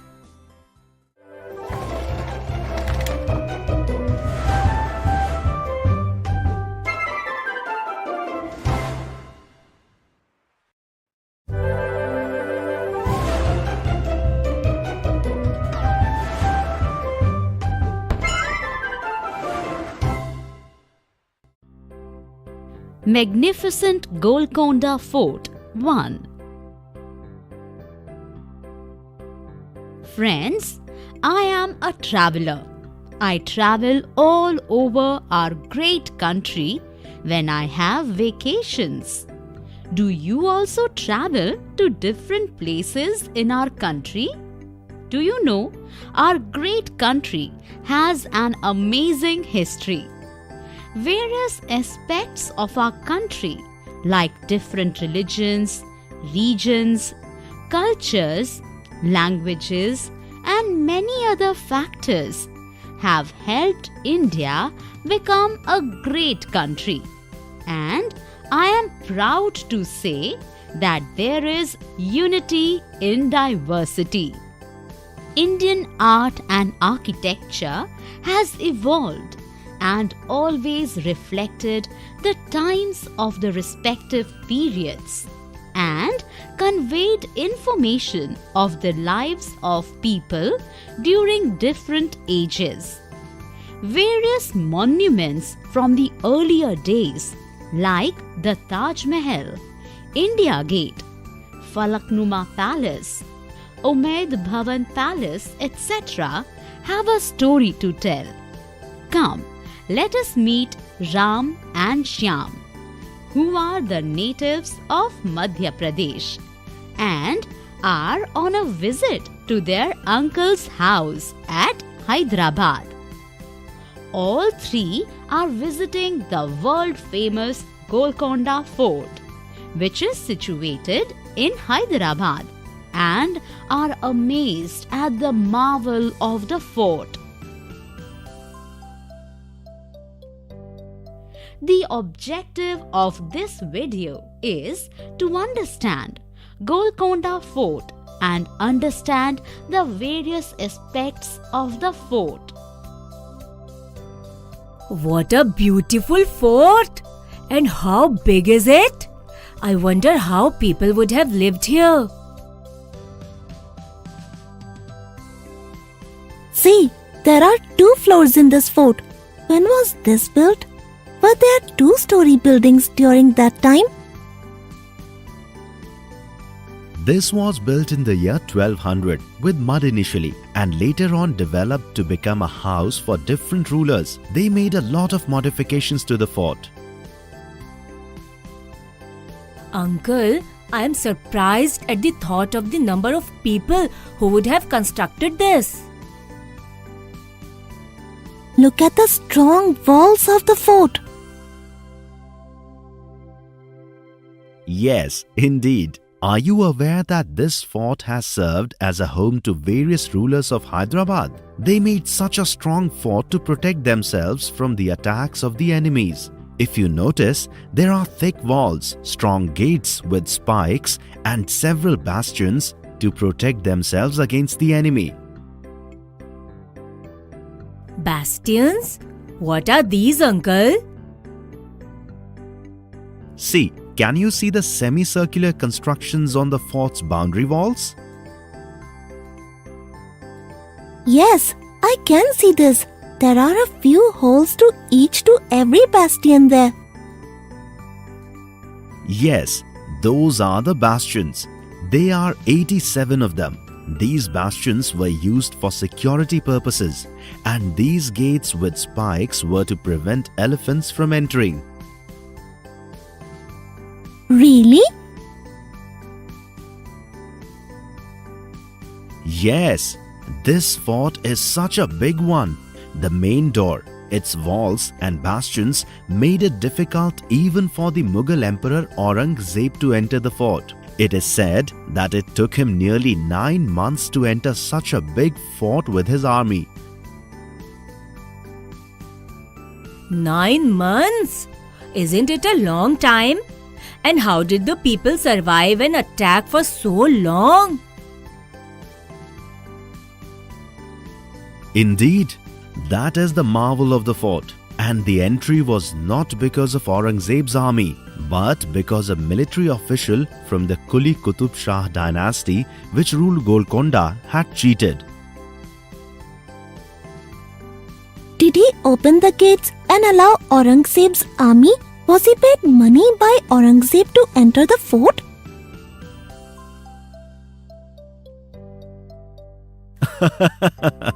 Yes, he opened the gates for the Mughal army to enter. Whether he was paid money is a guess. Was currency like our rupees during those days? Yes, there was coinage and currency during that time, and it was there from ancient times in India. Yes, I remember reading about bronze and silver coins during ancient times. Yes, you are right. There was coinage since ancient times, and coins used to have several inscriptions like bulls, horses, gods, goddesses, Arabic writings, etc. over different periods of history of our great country. Children, can you tell what metals our modern day coins are made of? Can you make a list of the currencies of the important countries? We are gaining so much of knowledge. Where shall we go next? Come, let us go inside the fort and see what else we will discover. In this video, you learnt about formidable structure of the Golconda Fort. In the next video, we will learn some more interesting aspects of the Golconda Fort. See you until then.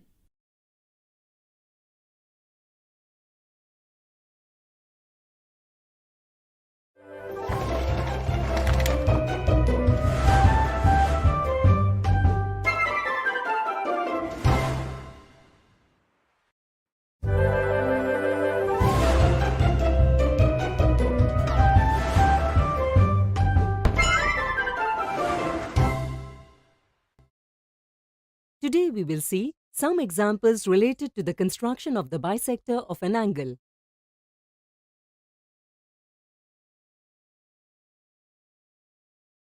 Draw an angle measuring 140 degree and bisect it.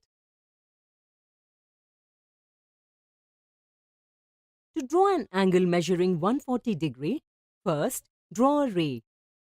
Let's name it BC. Now place the protractor on the ray BC in such a way that the center of the protractor is at point B and the zero edge completely covers the ray. Then we will use a protractor scale whose 0 degree is close to C.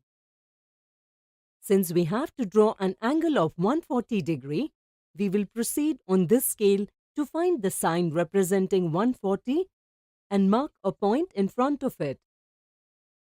We will name it A. Now taking point B as the vertex, we will draw a ray which passes through point A. From this, we will get angle ABC which measures 140 degree. Now, let's bisect it. Step 1. To bisect the angle, draw an arc by placing the pointed end of the compass at the center of angle ABC, that is, point B which cuts the arm BC of angle ABC at point E and the arm BA at point F. Step 2. Place the pointed end of the compass on E and open the compass to take a radius more than half the length of EF. With this radius, we will draw an arc in the interior of angle ABC. Step 3. By keeping the same radius in the compass, we will place the pointed end of the compass on F and draw another arc that intersects the arc made from E. Both arcs intersect at point G. Step 4. Now we will draw ray BG from vertex B to G. The ray BG divides angle ABC in two equal parts, so it is the desired bisector. To verify this, we will measure both angles with the help of a protractor. The measurement of both angles is equal. With the help of a trace paper, if we draw the exact copy of one of the two angles obtained and place it over the other angle, then the arms of both angles coincide with each other completely, which proves that both angles are equal. This verifies that we have properly bisected the angle measuring 140 degree, giving us two angles and each of them measuring 140 degree by 2 is equal to 70 degrees. Next example. With the help of a ruler and a compass, construct an angle measuring 1.5 times of angle XYZ. At first, this question may seem difficult, but with the correct understanding of the composition of an angle, one can easily solve this question. Here we have to draw an angle 1.5 times larger than the given angle. 1.5 means 1 plus half.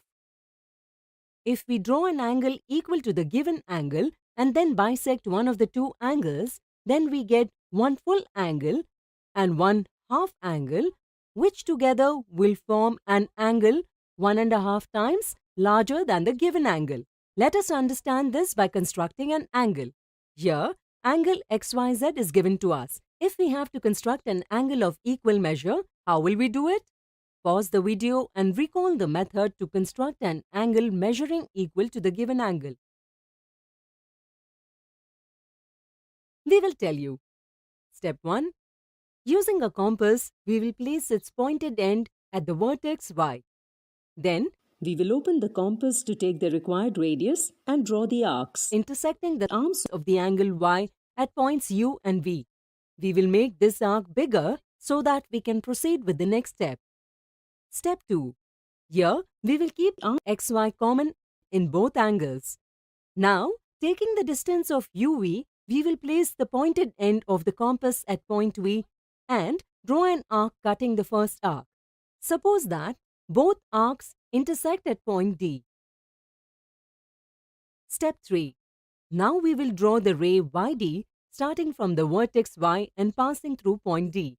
We obtain angle XYD, which is equal to angle XYZ. Now we will find the bisector of any one angle.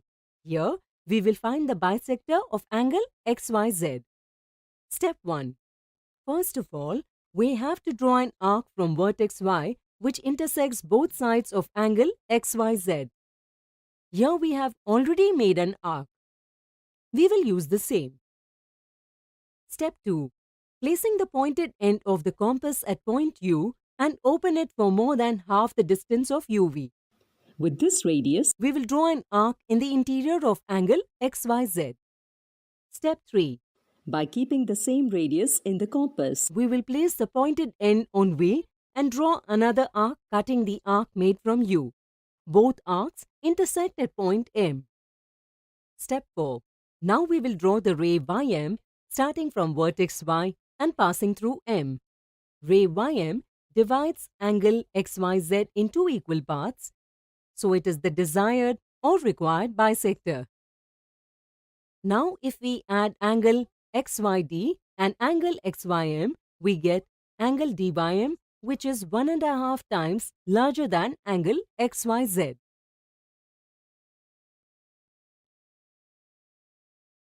Next example, if we bisect a right angle, what will be the measure of each angle?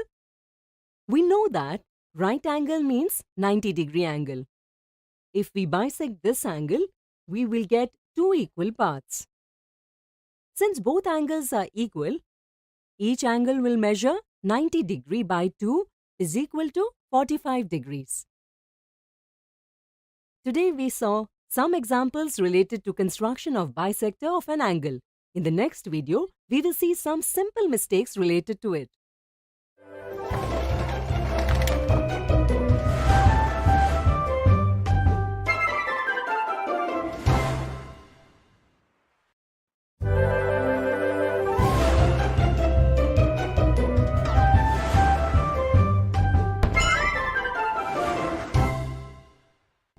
Today we will see some mistakes related to the construction of bisector of an angle.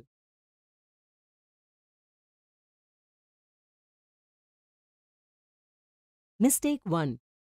Some students fail to understand the basic method to find the bisector of an angle. So, instead, they use a protractor to measure the angle and mark a point at half of this measurement. Then, they draw a ray passing through the vertex at this point.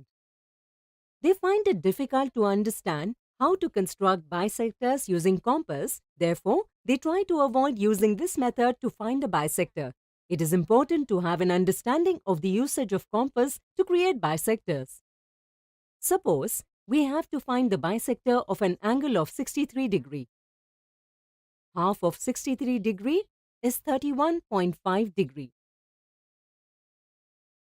It will be difficult to identify it on a protractor accurately.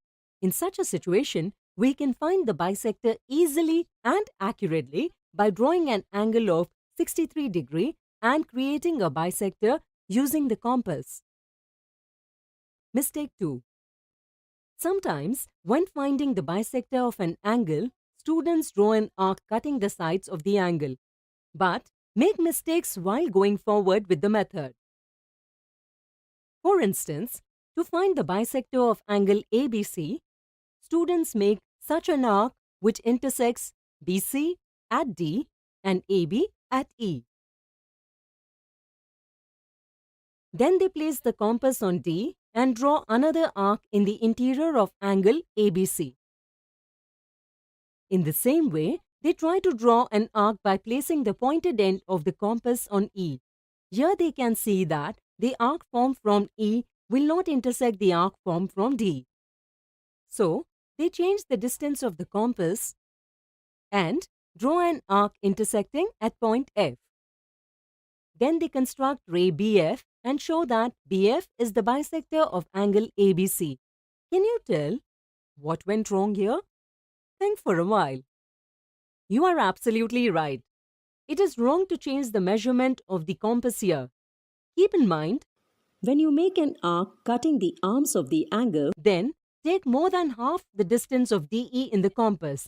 This will allow you to draw arcs cutting each other from both intersection points. Mistake 3. Some students fail to understand why is it necessary to take more than half the distance of the intersection points as radius after drawing the initial arc that cuts the angle ABC. Keep in mind, this is necessary so that the two arcs formed from the points of intersection of the arms intersect each other in the interior of the angle. If the distance is kept less than half, the arcs will not intersect. So today we saw some mistakes related to the construction of bisector of an angle.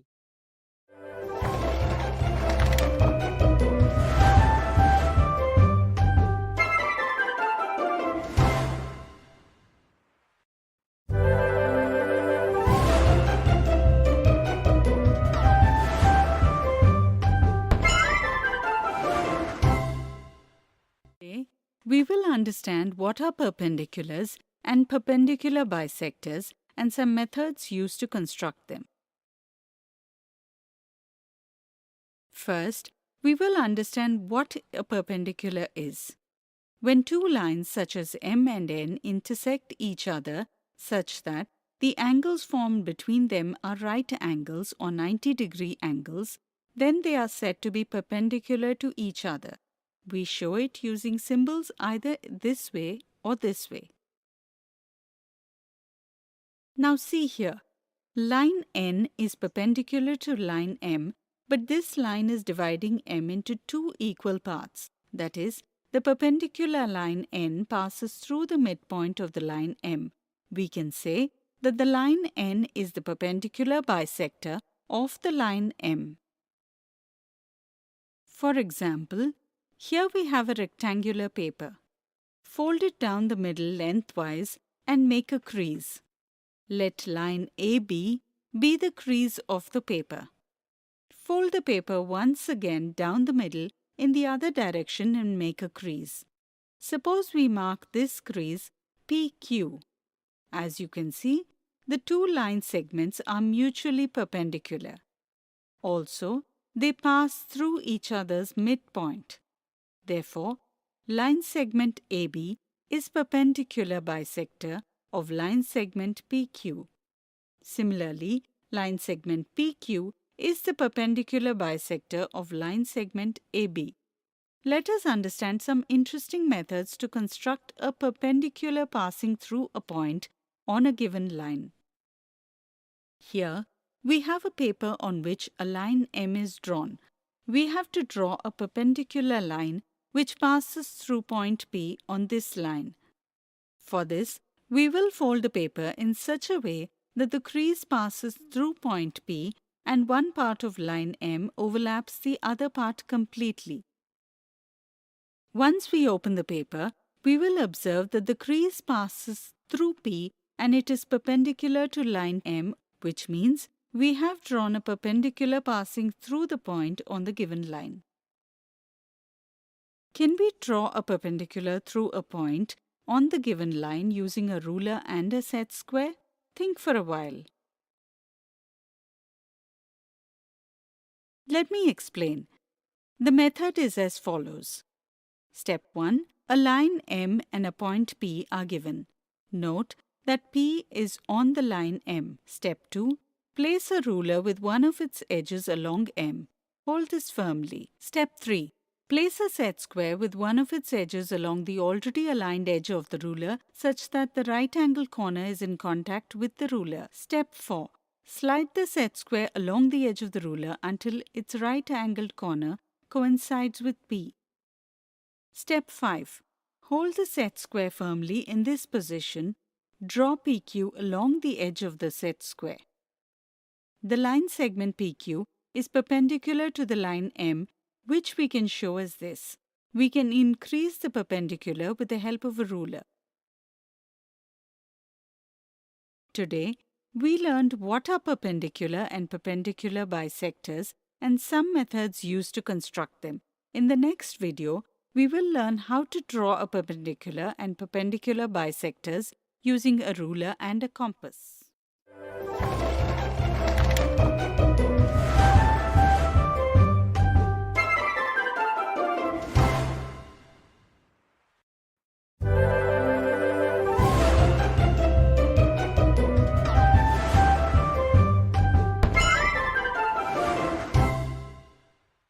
Today, we will learn how to draw a perpendicular and a perpendicular bisector using a ruler and a compass.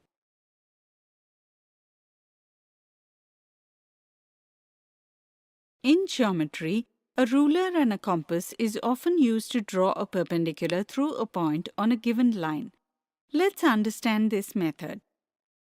Step 1. Suppose we are given a point P on line M. Step 2. Place the pointed side of the compass on P. With P as center and a convenient radius, construct an arc intersecting the line M at 2 points E and F. Step 3. Next, we will place the pointed side of the compass on E and construct an arc with a radius greater than EP. Without changing the distance taken in the compass, we will draw another arc from F, which cuts the arc formed from E at point Q. Step 4. We will join the line PQ passing through point P and point Q. The line PQ is perpendicular to the line M. Now look here. We are given a line L and point A is not lying on the line. Just think, how can we draw a perpendicular to the line through this point? Let me explain. Here, we will use a ruler and a compass to draw a perpendicular. Step 1. We are given a line L and a point A which is not on it. Step 2. With A as a center, draw an arc which intersects line L at 2 points S and T. Step 3. Using the same radius and with S and T as centers, construct two arcs that intersect at a point, say B, on the other side. Step 4. We will join AB. Thus, AB is perpendicular to L.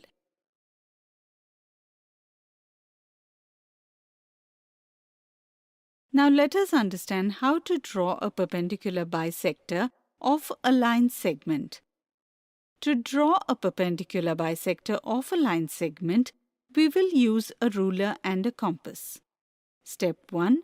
Suppose we are given a line segment AB of any length and we have to draw its perpendicular bisector. Step 2. Place the pointed side of the compass on A and draw an arc on both sides of AB whose radius is more than half the length of AB. Step 3. With the same radius and with B as center, draw another arc using the compass. Let it cut the previous arc at point J and K. Step 4. Join JK. It cuts the line segment AB at point C. Here, AC and BC are equal. Line JK divides line segment AB into two equal parts. Also, this line is perpendicular to AB. Therefore, we can say that line JK is the perpendicular bisector of line segment AB. Remember that you will open the compass for more than half the distance. If you open the compass for less than half the distance, the arcs will not intersect. Today, we learned how to draw a perpendicular and a perpendicular bisector using a ruler and a compass. In the next video, we will see some examples of perpendicular and perpendicular bisectors.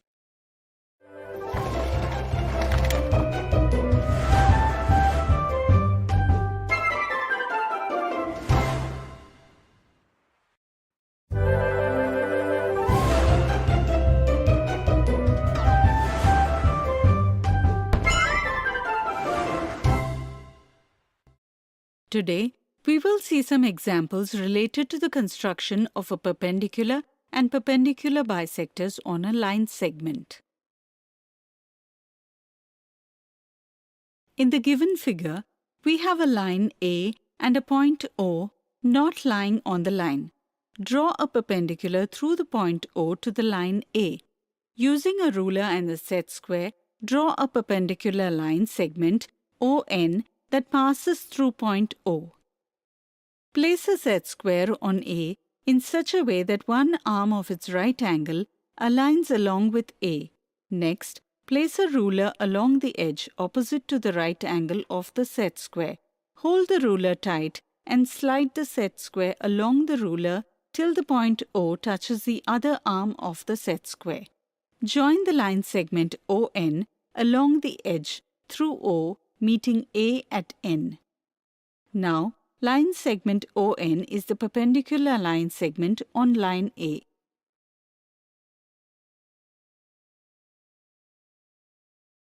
Next example.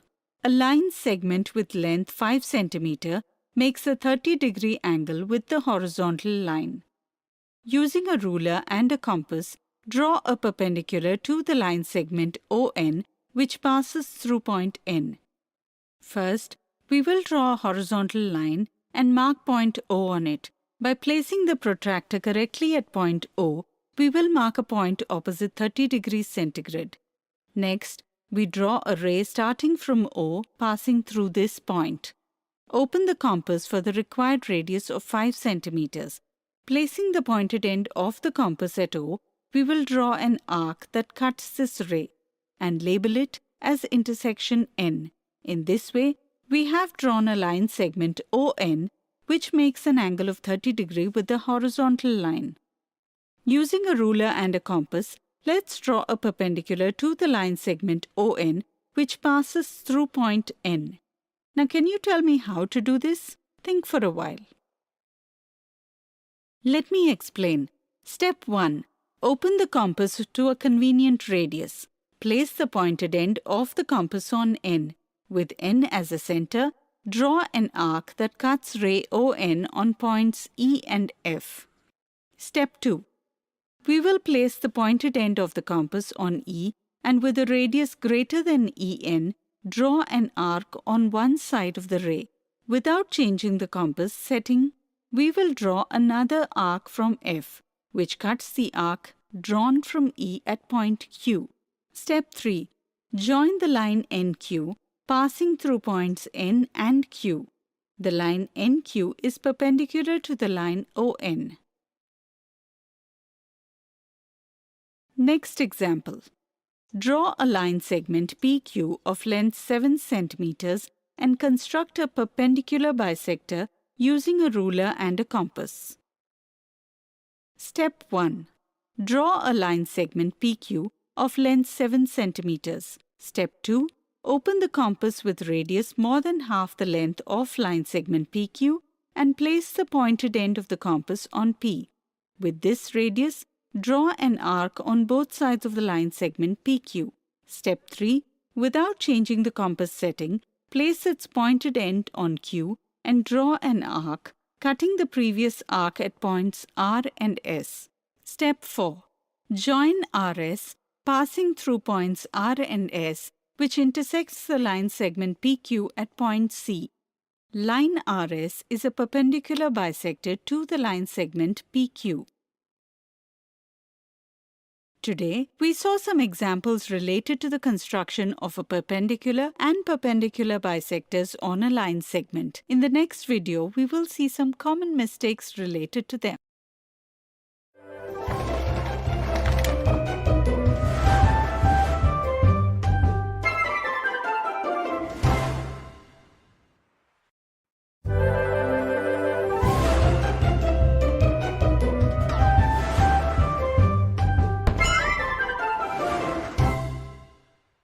Today, we will see some misconceptions and simple mistakes related to the construction of a perpendicular and perpendicular bisectors on a line segment. Misconception 1.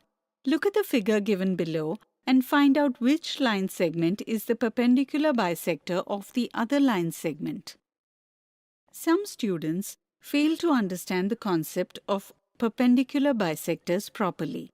They believe that a perpendicular bisector is always vertical. With this understanding, they select option 2 as their answer, which is incorrect.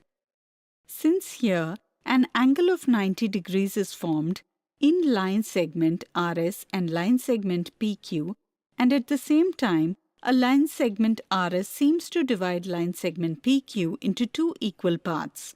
Thus, here line segment RS is the perpendicular bisector of the line segment PQ. Hence, option 1 is the correct answer. Line segment PQ is perpendicular to line segment RS, but it doesn't divide the line segment RS into two equal parts. Therefore, we cannot call line segment PQ as the perpendicular bisector of line segment RS. Now let's understand some simple mistakes that are made while constructing a perpendicular and perpendicular bisectors. When students are asked to find the perpendicular bisector of a given line segment AB, they don't consider it important enough to take more than half the length of the line segment in the compass during the construction. Mistake 1. They take less than half the length of the line segment in the compass and place its pointed end on A and draw an arc on both sides of the line segment. Then, they place the pointed end of the compass on point B and attempt to draw an arc. But since less than half the length was taken in the compass, they fail to draw an arc intersecting the previously formed arc. Mistake 2. To draw an arc, they increase the length taken with the compass and construct an arc intersecting the previous formed arcs. With this, they get a perpendicular, but it is not the bisector of the line segment AB. The correct understanding is that we need to take more than half the length of the line segment with the compass to draw an arc from both points of the line segment without changing the compass setting. This gives the desired perpendicular bisector. Today, we saw some misconceptions and simple mistakes related to the construction of a perpendicular and perpendicular bisectors on a line segment.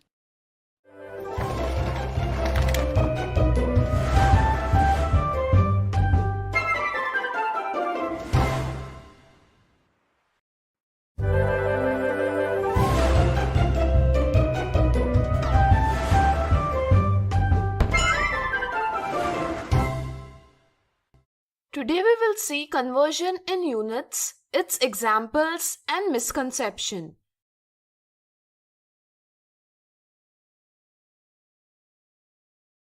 In your life, you must have seen the use of metric system in many places, such as 8 cm length of the pencil, 5 mg of medicine in a needle, 500 grams of sweets in a box, etc.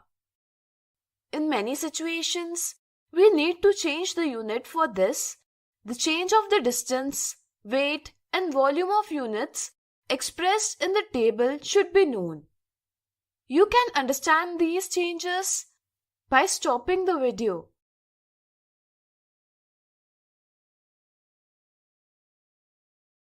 Let us now see some examples related to them. Rohan is measuring 2 line segments.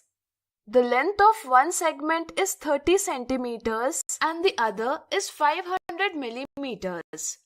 What will be their total length? As you can see, in the given question, the unit of both the lines are different. It is necessary to make these units equal to find the total length. 1 centimeter is 10 millimeters. In this way, 30 centimeters is equal to 30 multiplied by 10 millimeters, that is 300 millimeters. Now we can add the measurements of the line segments when the units are equal. This will give us the total length of the line segments 800 millimeters. If we have to change this solution in centimeters, what will we do? Now 10 millimeters is equal to 1 centimeter. So, 800 millimeters will have 800 divided by 10 centimeters, that is 80 centimeters. In this way, multiplication is always done when converting to smaller units and division is done when converting to larger units. If 5 milligram tablets are to be made from 2 kilogram and 250 grams of medicine, how many pills will be made? Here also, we have to make the units same. The amount of medicine is 2 kilogram and 250 grams. 1 kilogram is equal to 1000 grams. Thus, 2 kilograms is 2000 grams. By combining it with 250 grams, you will get 2250 grams. Still, the units are not same. Here, the gram has to change to milligrams. Since 1 gram is equal to 1000 milligram, so 2250 grams will be 2250 multiplied by 1000 milligram, that is 22,50,000 milligram. One such tablet of 5 milligram is to be made from this quantity. So, the number of tablets can be obtained by dividing them. With this, the number of pills obtained is 4,50,000. Now, let's look at a misconception.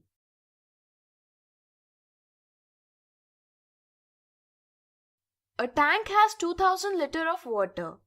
How would you express 2000 liters of water in milliliters? Many times, it is misunderstood that division is done when converting to small units and multiplication when making changes to larger units. Option 1 from this understanding is a wrong answer. Similarly, sometimes the unit is ignored or it is mistaken. The correct understanding is that the fold is multiplied when converting to small units and the division is made when converting to larger units. This will give the correct answer, option 2. So today we have seen conversion in units, its examples and misconception.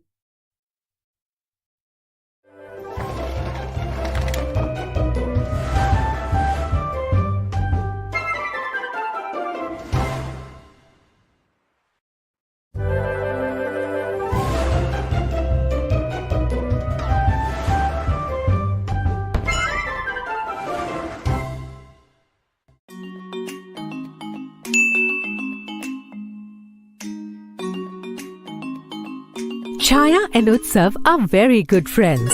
Chaya is only a few months older than Utsav, but she is very bright in studies, and both are students of 6th grade. Chaya feels pleasure in studying and playing with Utsav, as he holds an inquisitive nature. Yesterday, both of them visited a fair with their families. Utsav was very upset after returning from the fair. He didn't take much interest in playing as well. Utsav, why are you upset? There were so many wonderful toys in the fair. That big colorful kite, that car, and that train was the best among them. I really wanted to purchase those toys, but they were so expensive. There is no need to be disappointed. Are you going to buy me those toys? From where I would get so much money? But yes, collectively both of us could have enough money to make a wonderful toy by ourselves. Come with me. Utsav got surprised but excited. Chaya purchased some decorative items, pencil, and a lot of ring and bar magnets from the nearby shop. Chaya, what are we going to make from these things, and what is the use of these magnets? These will play the main role. Tell me, what do you know about these magnets? I know that magnets are rocks which attract some metals like iron towards them. And what else? Did you forget that we have just learned a chapter on magnets in our class a few days ago? Yes, I do remember that. The endpoints of magnets are known as poles. Like magnetic poles repel each other, and unlike poles attract each other. Just like a few metals which get attracted towards magnets. Absolutely correct. The materials which get attracted to magnets are known as magnetic materials, whereas the ones which do not get attracted to magnets are known as non-magnetic materials. Yes, substances like soil, wood, our clothes, paper and plastics do not get attracted to magnets.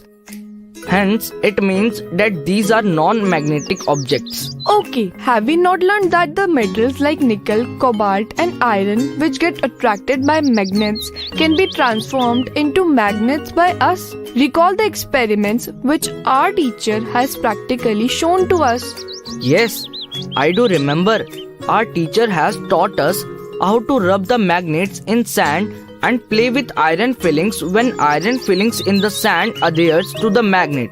She also taught us how to find out directions from magnets.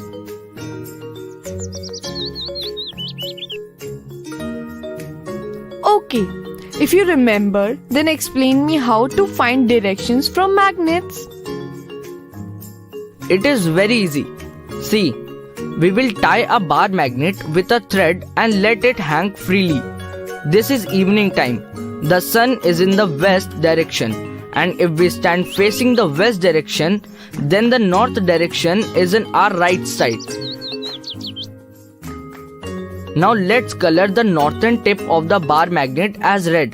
Now if we turn magnet a few times and leave it free again, we will see that the tip with red color would always stop in the north direction. We can try it again and again. It will always stop in the north direction. This is how we can find directions with the help of magnets.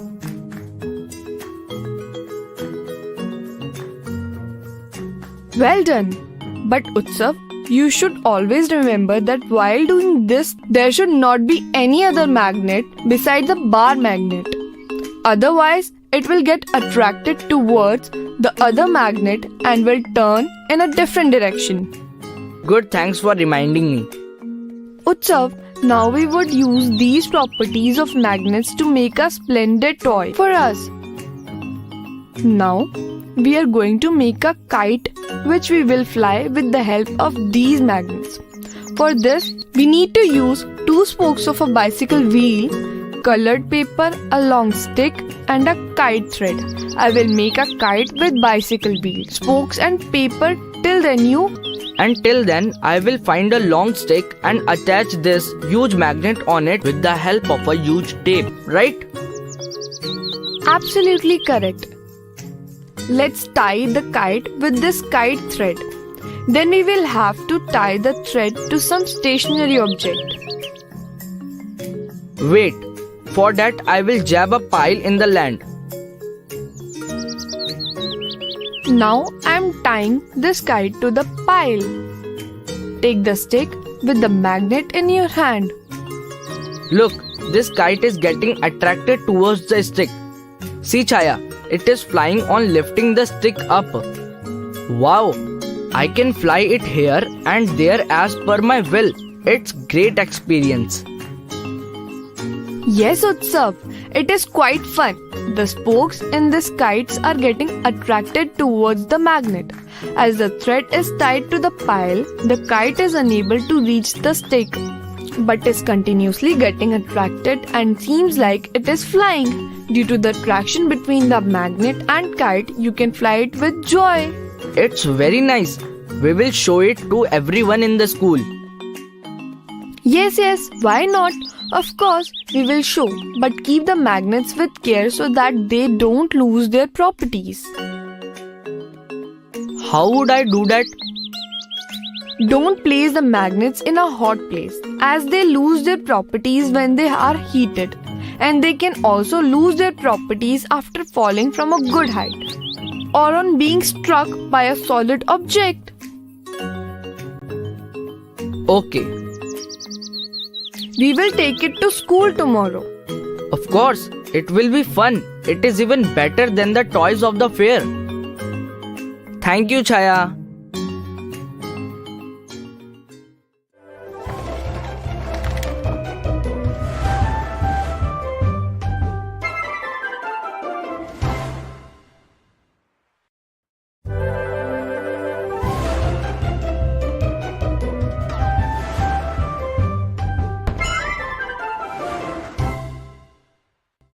Today we will see some examples related to the construction of a triangle when the lengths of 2 sides and the measure of the angle between them are given.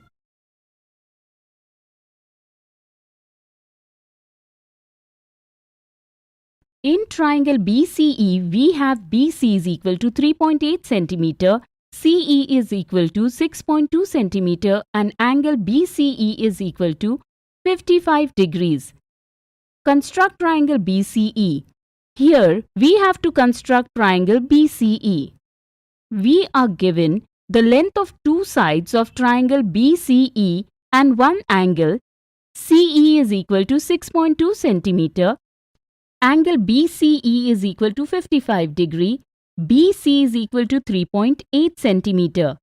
Since we know the length of two sides of the triangle and the measure of the angle included between them, angle C, we can construct triangle BCE using the SAS criterion. Step 1. First, we draw a rough diagram with the given measures. This helps us to determine the procedure in construction. Step 2. Next, draw a line segment CE of length 6.2 centimeter. Step 3. Using a protractor, construct an angle of 55 degree at point C. In other words, we will draw a ray CA at point C, which makes an angle of 55 degree with the line segment CE. The point B must be somewhere on this ray of the angle CA. Step 4. The length of BC has been given as 3.8 centimeter. Therefore, point B is at a distance of 3.8 centimeter from point C. We will open the compass with the required radius of 3.8 centimeter. With C as center, draw an arc of radius 3.8 centimeter. It cuts the line segment CA at a point B. This point of intersection is also the vertex B of the triangle. Step 5. Now we will join vertex B and vertex E and form EB. Thus, we obtained triangle BCE, where BC is equal to 3.8 centimeter, CE is equal to 6.2 centimeter, and angle BCE is equal to 55 degree. In the next example, in triangle ZYX, we have ZY is equal to 4.7 centimeter, YX is equal to 4.7 centimeter, and angle Y is equal to 35 degree. Based on the data provided, find out what type of triangle is triangle ZYX. Construct triangle ZYX. Here, we have to find the type of triangle ZYX and construct triangle ZYX.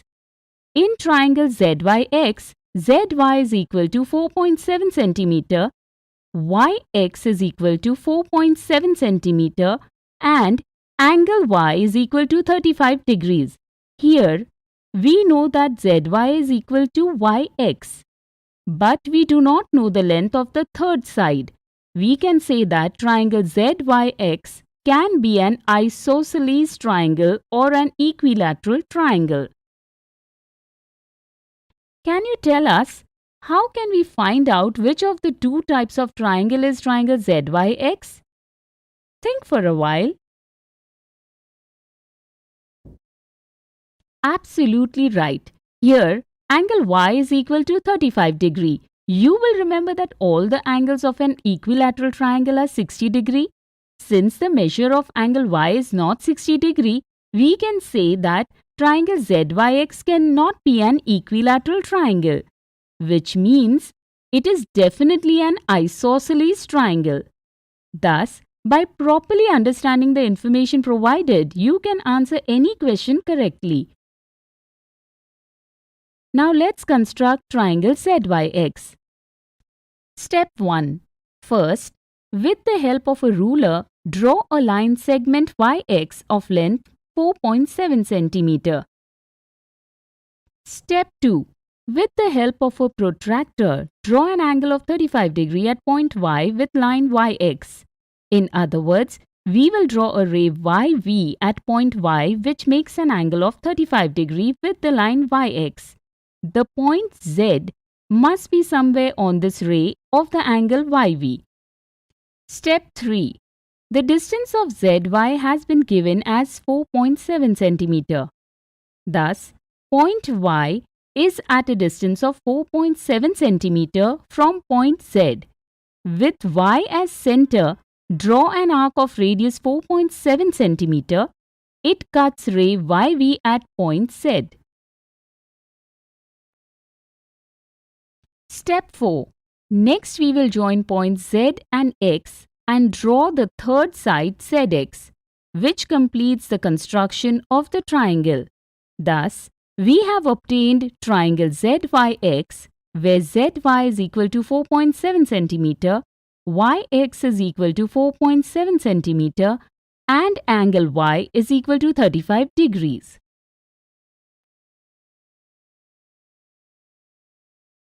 Today we saw some examples related to construction of a triangle when the lengths of two sides and the measure of the angle between them are given. In the next video, we will see some more examples related to this.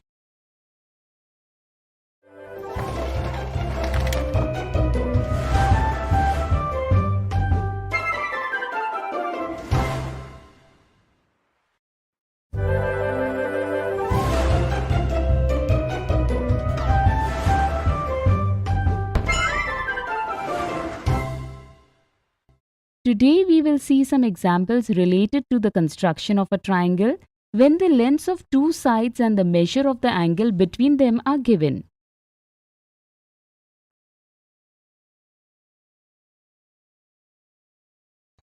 The length of one side other than the hypotenuse of a right-angled isosceles triangle is 5.2 cm. Construct a right-angled isosceles triangle. Here, we are given the length of just one side to construct a triangle. Is that enough? Think for a while. Let me explain. Here, we are given the length of one side, but we are also provided with some important information, like we have to construct a right-angled isosceles triangle. From right angle, we infer that the triangle has a right angle, that is, an angle of 90 degree. And from isosceles, we infer that in this triangle, two sides other than the hypotenuse are equal. In short, we have to construct a triangle LMN where MN is equal to ML is equal to 5.2 cm and angle M is equal to 90 degree. Here we can construct triangle LMN using the SAS criterion. Now let's construct triangle LMN. Step 1. First, with the help of a ruler, draw a line segment MN of length 5.2 cm. Step 2. As we know, angle M measures 90 degree. We will draw the ray MO. The ray MO forms an angle of 90 degree with the line segment MN. Step 3. We know the length of the other side, which measures 5.2 cm. Therefore, we will open the compass for the required radius of 5.2 cm. With M as a center and a radius of 5.2 cm, we will draw an arc. It intersects the ray MO at a point L.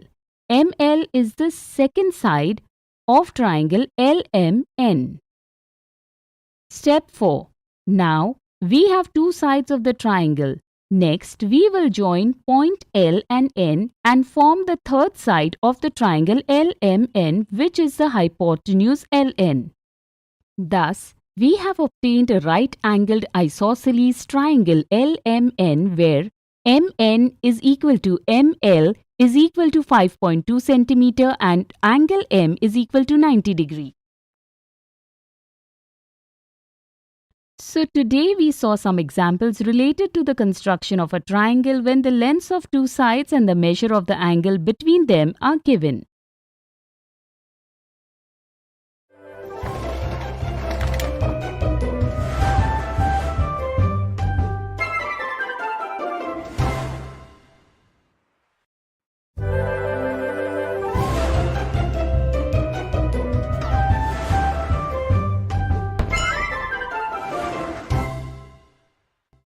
Today we will learn how to construct a triangle when the length of all its three sides are given.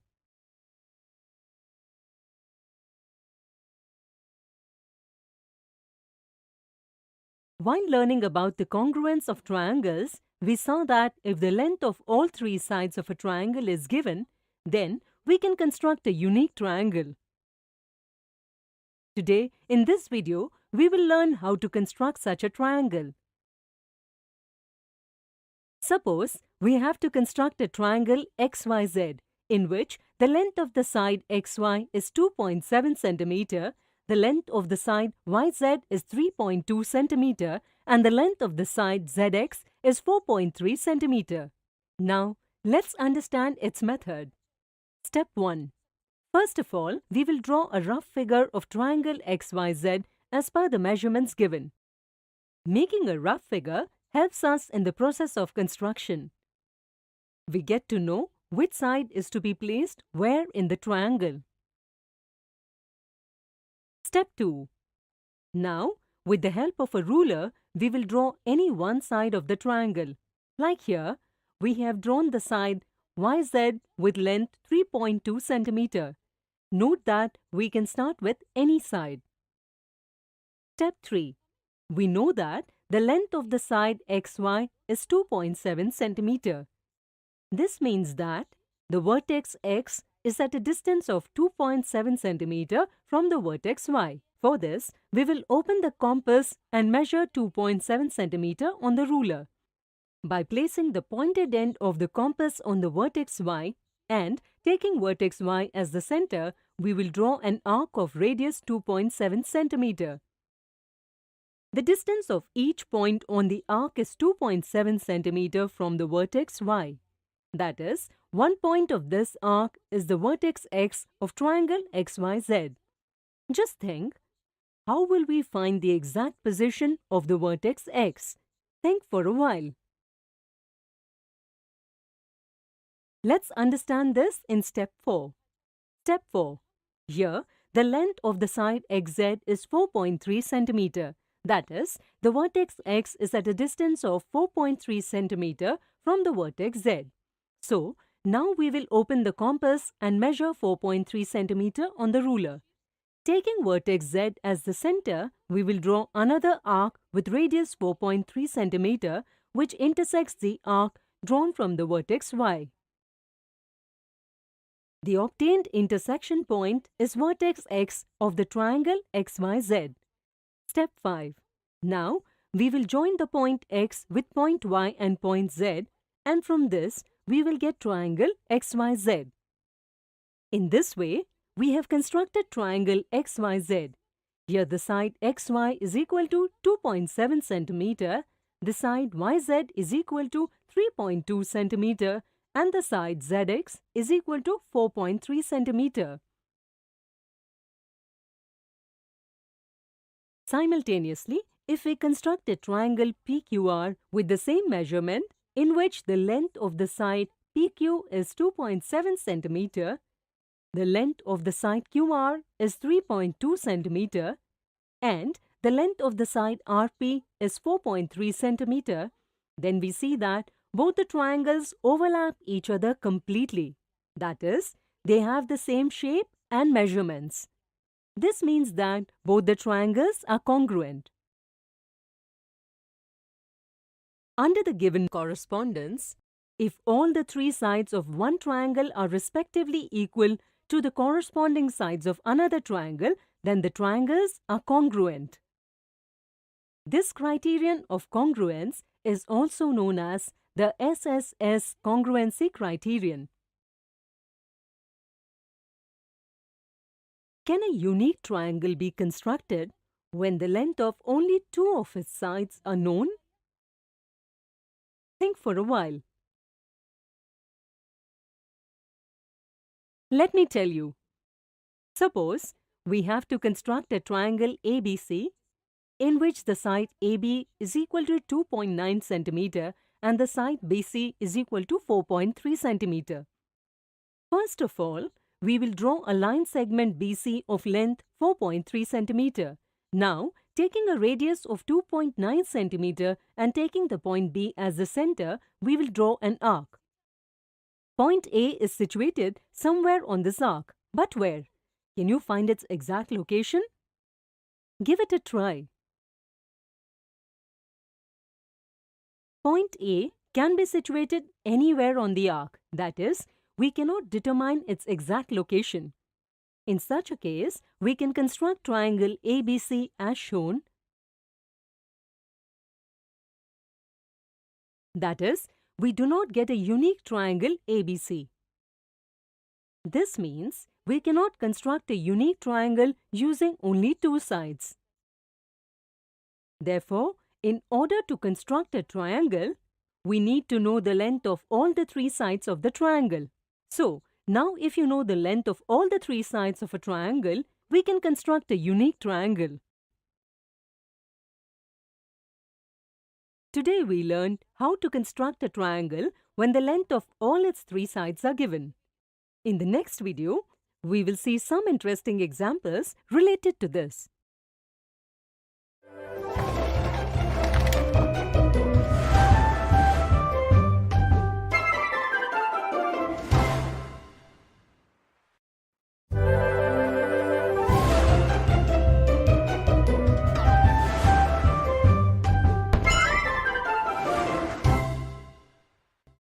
Today we will see some examples related to the construction of a triangle when the length of all its three sides are given.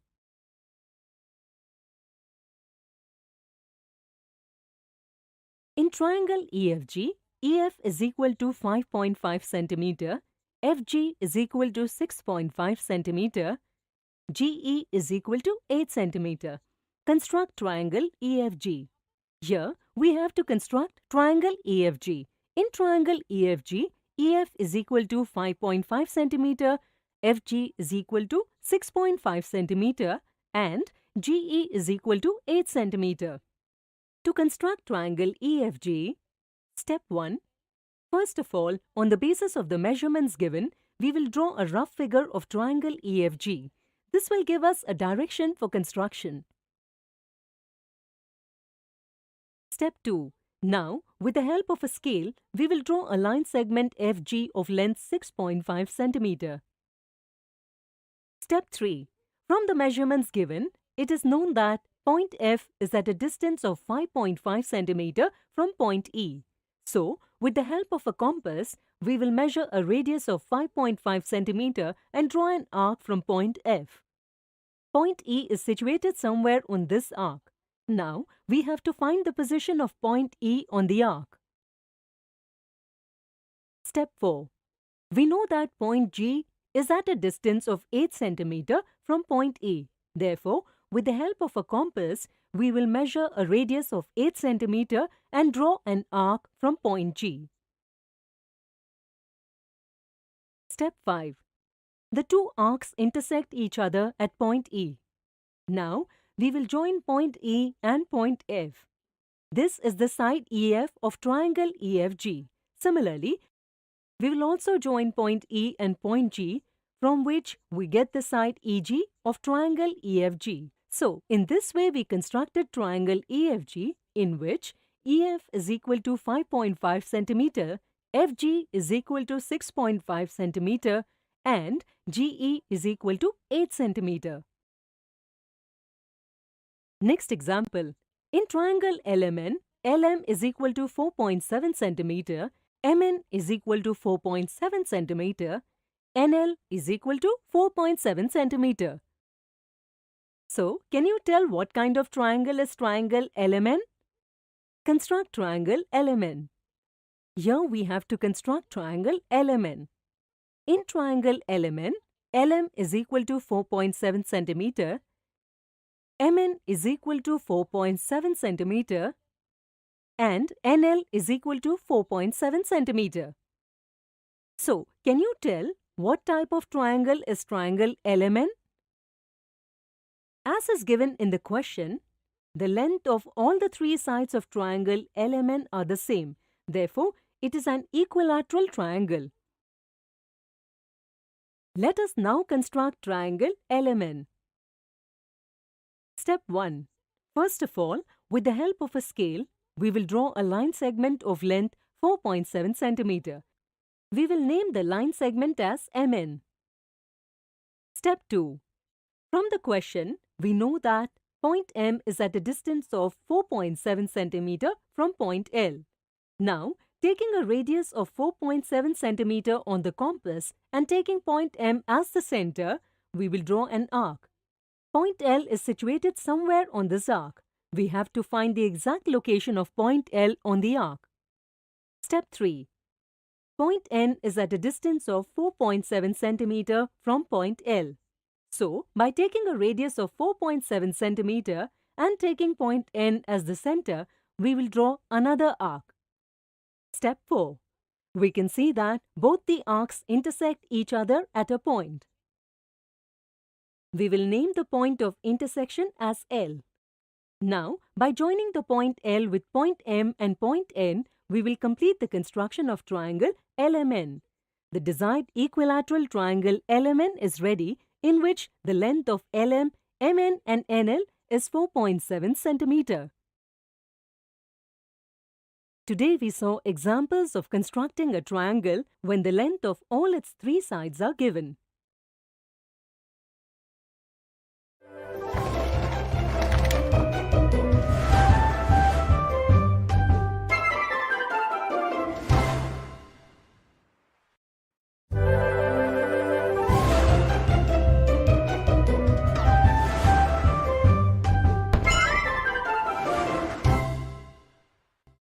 Today we will see some more examples related to the construction of a triangle when the length of all its three sides are given.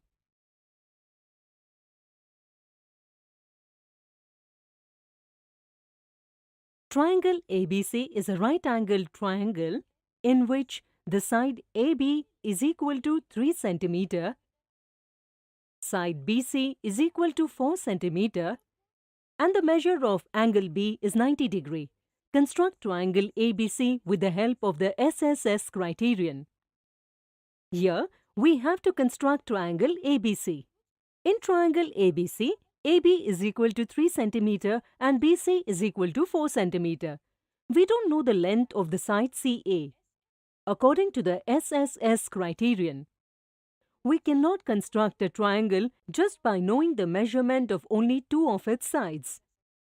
According to the SSS criterion, in order to construct any triangle, the measurement of all its sides must be known. Therefore, in order to construct triangle ABC, first we have to find the length of the side CA. In the question, we are given that triangle ABC is a right-angled triangle. A right-angled triangle is a triangle in which one angle is a right angle, that is 90 degree. We know that in a right-angled triangle, the square of the hypotenuse is equal to the sum of the squares of the remaining two sides. Hence, AB square plus BC square is equal to CA square. And in the question, it is given that AB is equal to 3 cm and BC is equal to 4 cm. Therefore, 3 square plus 4 square is equal to CA square. CA square is equal to 9 plus 16. CA square is equal to 25. CA square means CA multiplied by CA. That is, we need a number which when multiplied by itself gives the result 25. Such a number is 5 because 5 multiplied by 5 is equal to 25. That is, CA is equal to 5 cm.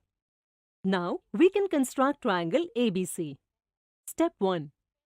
First of all, with the help of a scale, we will draw a line segment BC of length 4 cm. Step 2. Since the length of the side AB is 3 cm, that is, point B is at a distance of 3 cm from point A. So, we will measure 3 cm with the help of a compass and, taking point B as the center, we will draw an arc. Point A is situated on the arc.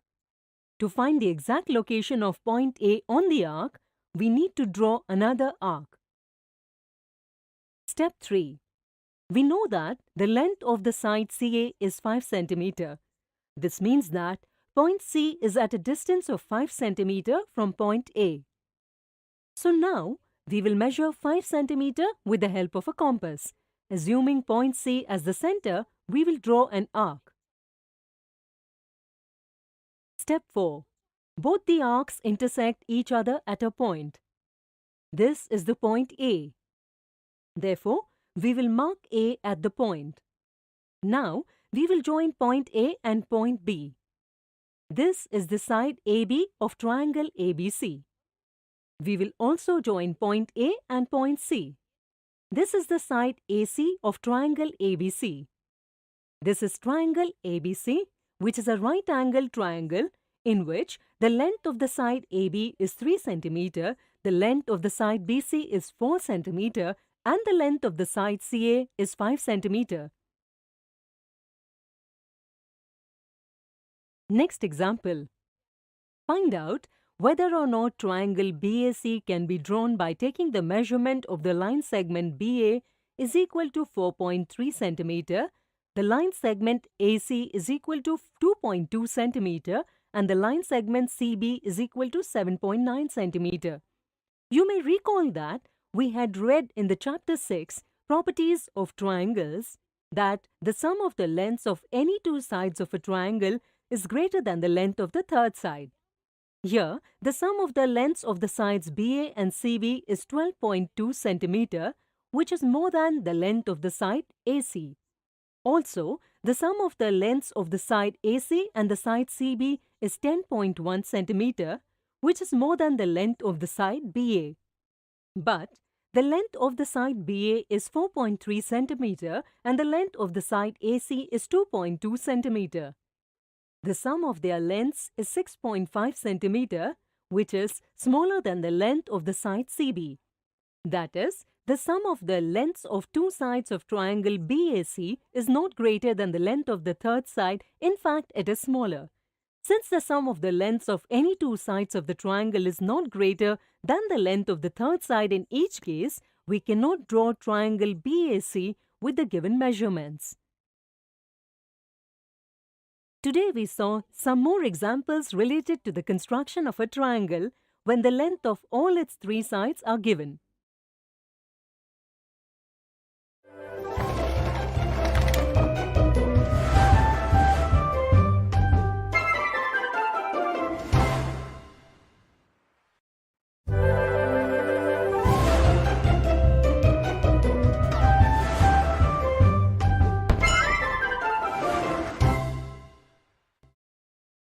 Today we will learn how to construct a line parallel to a given line through a point not on the line.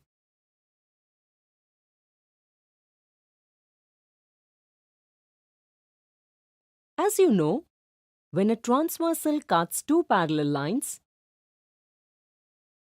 each pair of corresponding angles are equal.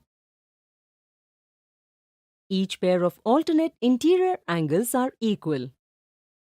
And each pair of interior angles on the same side of transversal are supplementary, that is, their sum is 180 degree. With this understanding, today we will learn how to construct a line parallel to a given line through a point not on the line. Let us begin with an activity. First, take a sheet of paper. Make a fold. This fold represents a line M. Suppose we have to draw a line parallel to the line M from a point P marked outside M. Fold the paper perpendicular at an angle of 90 degree to the line M such that this perpendicular passes through P. Name the line N. Line N intersects line M at point Q.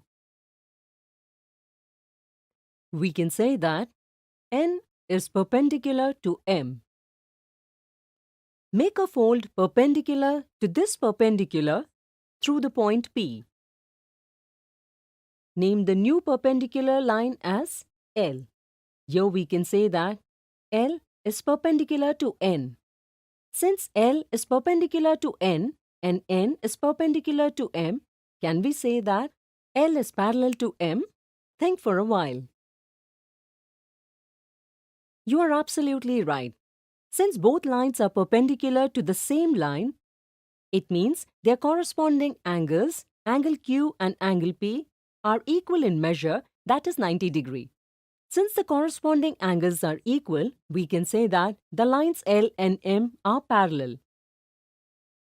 Can you verify that L is parallel to M by looking at their alternate interior angles or interior angles on the same side of the transversal? Try yourself.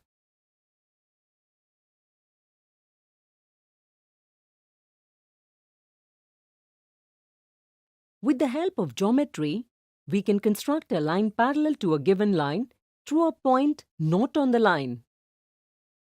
Let us understand this construction using ruler and compass only. Step 1. With the help of a ruler, draw a straight line M. Mark a point P outside M. Step 2. Take any point Q on M and join Q to P. Step 3. Placing the pointed end of the compass at Q and with Q as center and a convenient radius, draw an arc cutting M at R and PQ at S.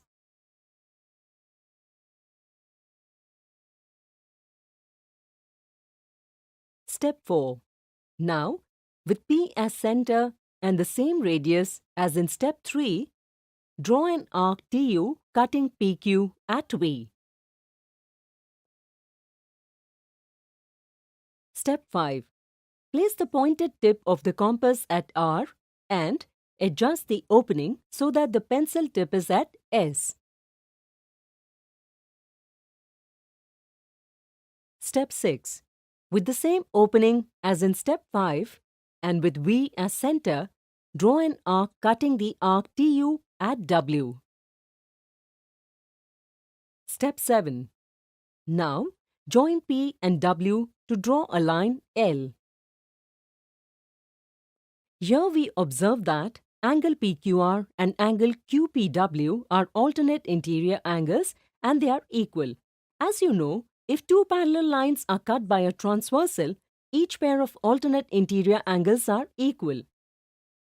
Therefore, we can say that line L is parallel to line M, that is, L is parallel to M.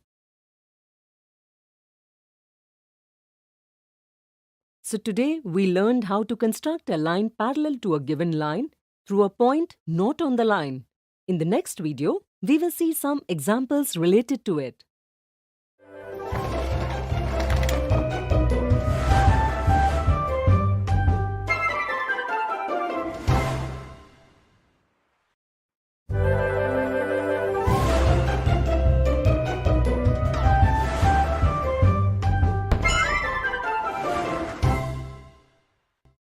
Today we will see some examples based on how to construct a line parallel to a given line through a point not on the line.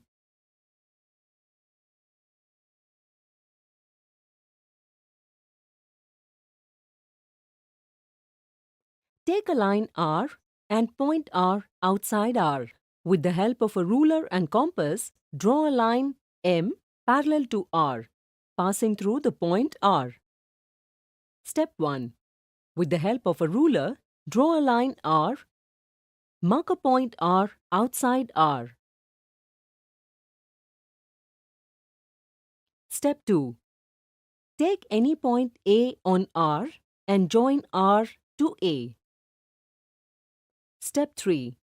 Placing the pointed end of the compass at A and with A as center and a convenient radius, draw an arc cutting R at B and AR at C.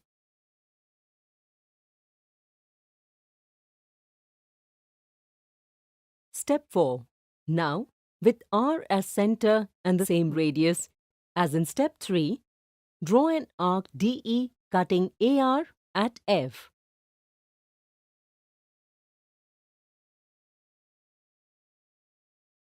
Step 5.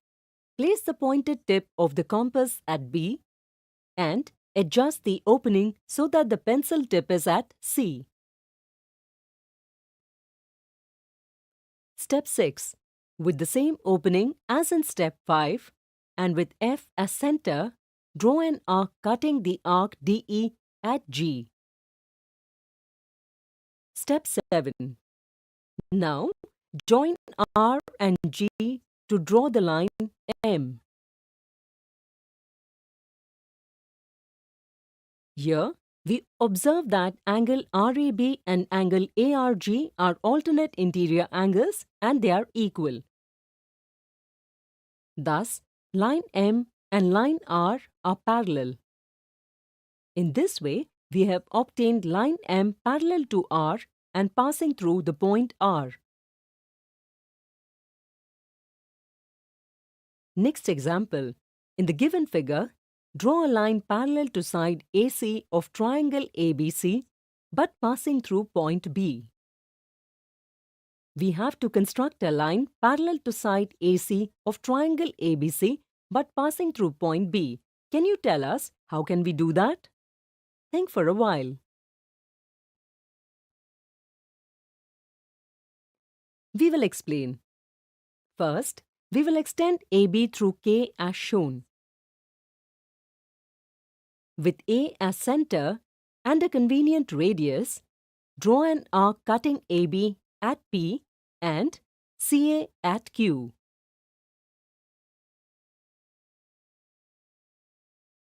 Using the same radius and with B as center, draw another arc RS cutting BK at T.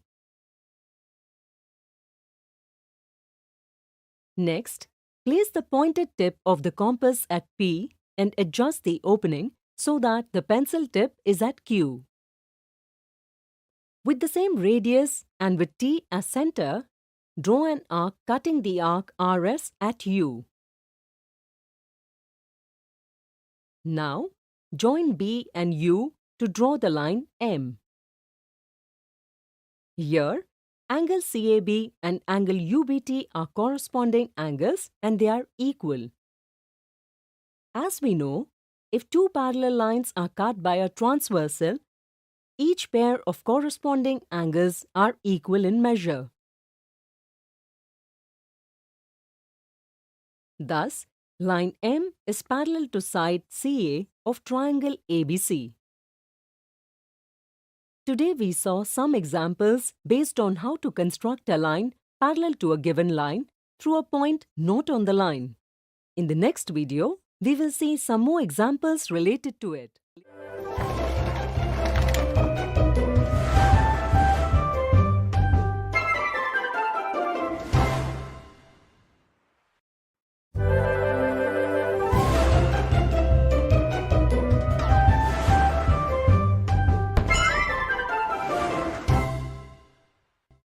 Today we will see some examples based on how to construct a line parallel to a given line through a point not on the line.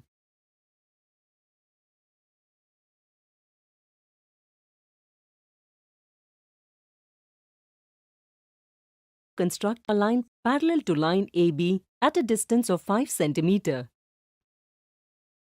Here, we have to construct a line parallel to AB at a distance of 5 cm. Can you tell us how can we do that? Think for a while.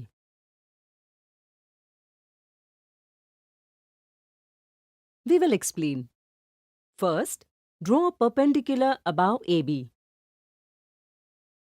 Draw a line parallel to AB, passing through a point placed at 5 cm on the perpendicular.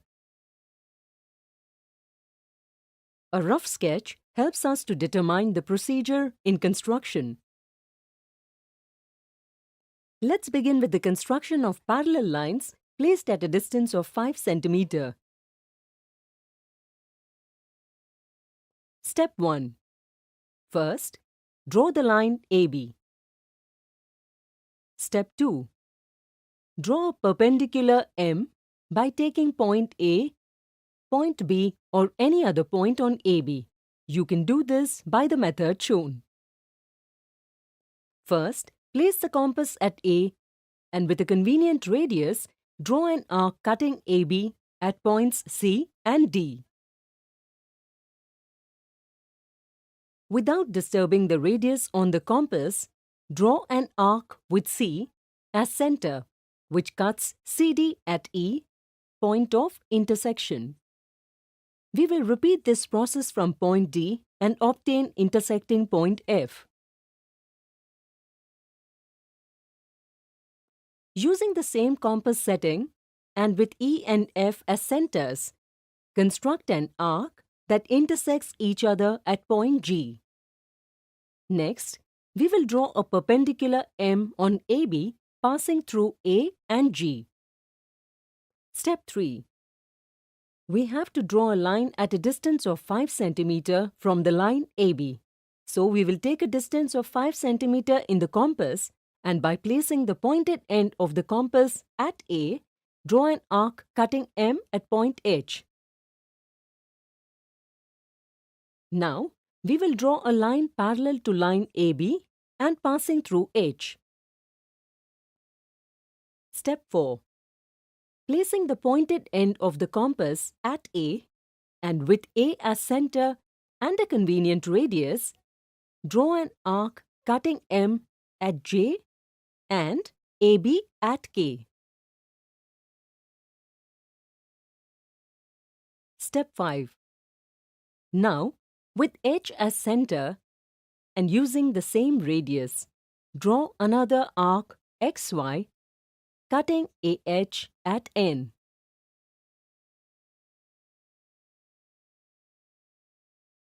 Step 6. Place the pointed tip of the compass at K and adjust the opening so that the pencil tip is at J. Step 7. With the same opening as in the previous step and with N as center, draw an arc cutting the arc XY at O. Step 8. Now, join O and H to draw the line N. Here, we have obtained N parallel to AB, which is at a distance of 5 cm from AB, which means there is a distance of 5 cm between both parallel lines. Today we saw some examples based on how to construct a line parallel to a given line through a point not on the line.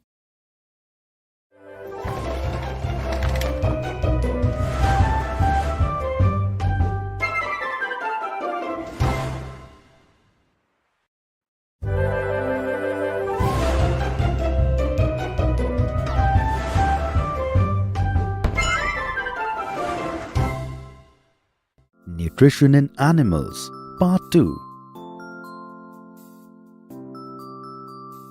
Learning objectives. 1. To understand which other parts of the alimentary canal does the food pass from. 2. To understand what happens to the food in the small intestine. 3. To understand the difference between the small intestine and the large intestine. Hello friends, how are all of you? In the last video, we saw with Sonu and Meena about the digestive system in human beings. We had learnt about the journey of food from the mouth to the stomach. With the help of this video, let us learn about the journey of food from the stomach to the other parts in the digestive system. Didi, it is evening now. You had said that you will tell me about the journey of food from the stomach. Yes, Sonu. Let me bring the drawing. I was drawing to help you learn.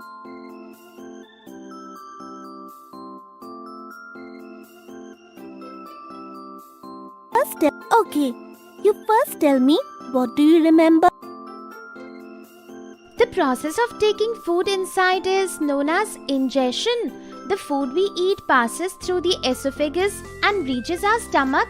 The lining of the stomach secretes digestive juices, hydrochloric acid, and mucus to break down complex food particles into simpler food particles.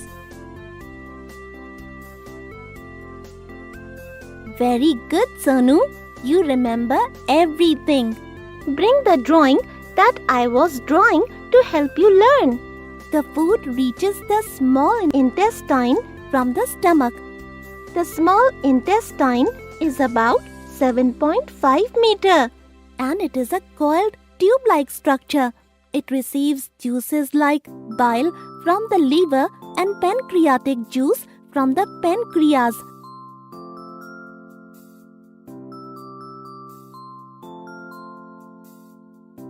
"7.5 meter, such a long intestine. Didi, my stomach is so small. How does such a long tube fit inside it?" Friends, did you know the length of the small intestine is 7.5 meter? Yes, that is true. It can coil like a rope and hence it fits in easily. Do you know, Sonu? The liver is the largest gland in our body. It secretes bile juice. Bile plays an important role in digestion of fats. Is the liver close to the small intestine? It is situated in the upper part of the abdomen on the right side. Look here. And pancreas is of a slight yellow color. It secretes pancreatic juice which helps in the digestion of carbohydrates and proteins. And where is the pancreas? The pancreas is situated right below the stomach. Look here. Now the partly digested food reaches the lower part of the small intestine. Here the digestive juices complete the digestion of the components of food.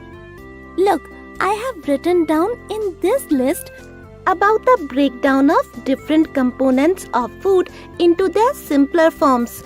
We can see that carbohydrates break down to form glucose, fats to fatty acids, and proteins to amino acids. The digestion is not less than any work in a factory. There is so much that the food we eat goes through. I used to think that we eat food, it reaches our stomach, and the process of digestion is over. Did you all also think like Sonu? Sonu, there are still two paths where the food will travel to complete the digestion process. Do you know, Sonu, the food is digested and absorbed in the small intestine. Absorption? How does that happen? The digested food passes through the blood vessels in the small intestine. This process is known as absorption. There are a lot of blood vessels in the small intestine. There are thousands of fingers-like projections in the inner walls of the small intestine. Look at this picture in my science book. These are called villi. Why are these villi-like fingers?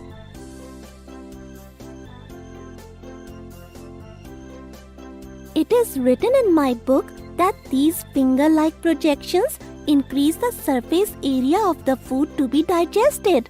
The absorbed substances are transported via the blood vessels to the different organs of the body. Okay, so now that the food is absorbed, we get energy from it.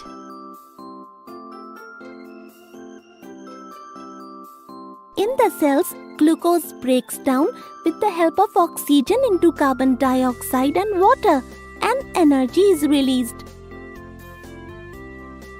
Okay, so now digestion and absorption have taken place. So is the digestion now over? No, Sonu. The food that is left undigested and unabsorbed enters the large intestine. The large intestine is wider and shorter as compared to the small intestine.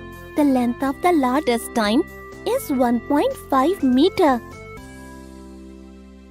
What? 1.5 meter? And the length of the small intestine is 7.5 meter.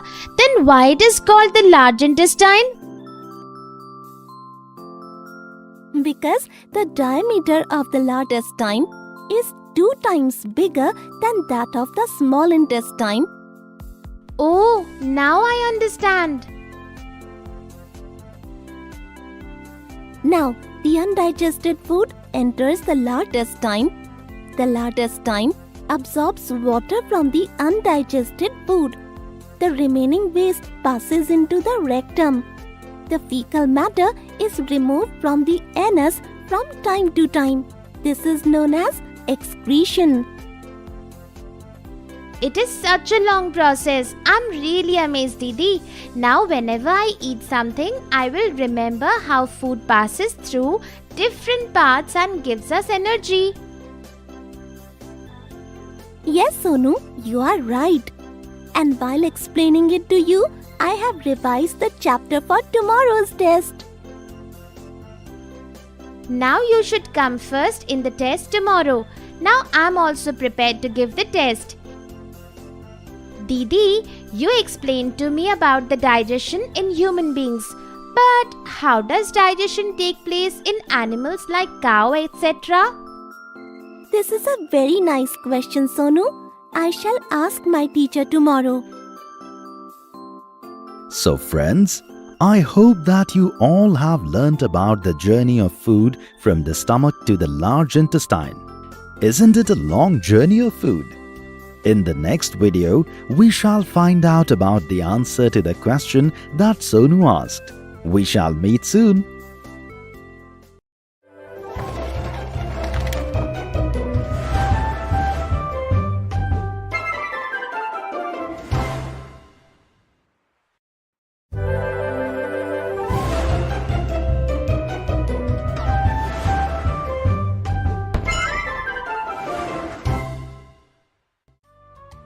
Nutrition in Animals Part 3. Learning objectives: 1. To understand digestion in herbivores. 2. To understand digestion in unicellular animals. Hello friends, how are you? We learnt in the previous video about digestion in human beings. The process of digestion from taste to digestion is very long and interesting. Have you ever seen a cow chewing all the time? Do unicellular animals like amoeba all carry on digestion? Let us look for answers to such questions through this video. Look, Didi, look at these cows. I see them every day. They keep chewing all the time. Do they keep eating all the time? Yes, Ravi. If someone will watch these cows, then it is obvious that they will think like you. The digestion process of grass-eating animals is different than human beings. Okay, how is that? Come on, Ravi, let us go to visit Ramu Kaka's cow shed. He will explain the digestion process of grass-eating animals in detail. Yes, it is a good idea.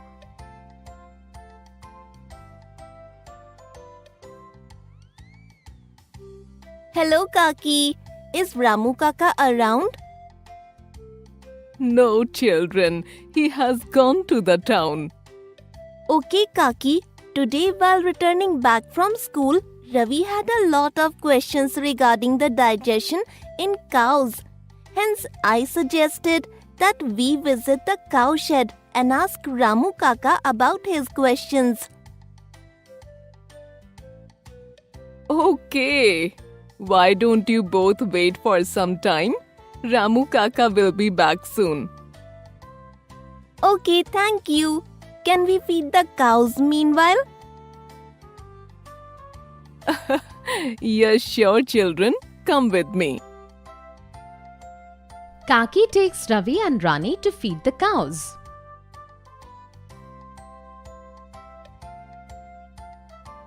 Look, Didi, these cows are chewing continuously.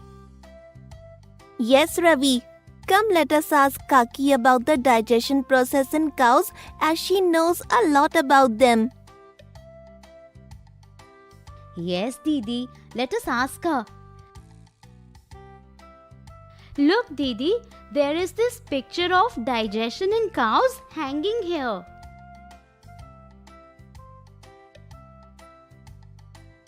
Kaki, can you tell us about this picture here?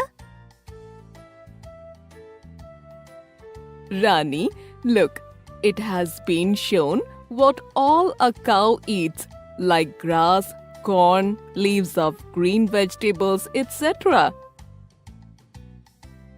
Look, Didi, the cows have already eaten the grass we gave them.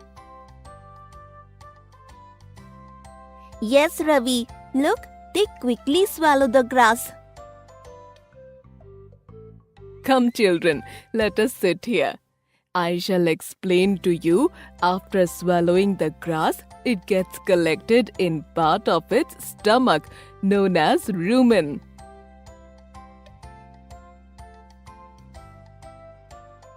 Okay, the digestive system of human beings does not have rumen, isn't it, Kaki? Yes, you are right, Ravi. Here the food gets partially digested and is known as cud. Later, this cud returns to the mouth in small parts and the cow chews it. Look, it has been shown in this drawing.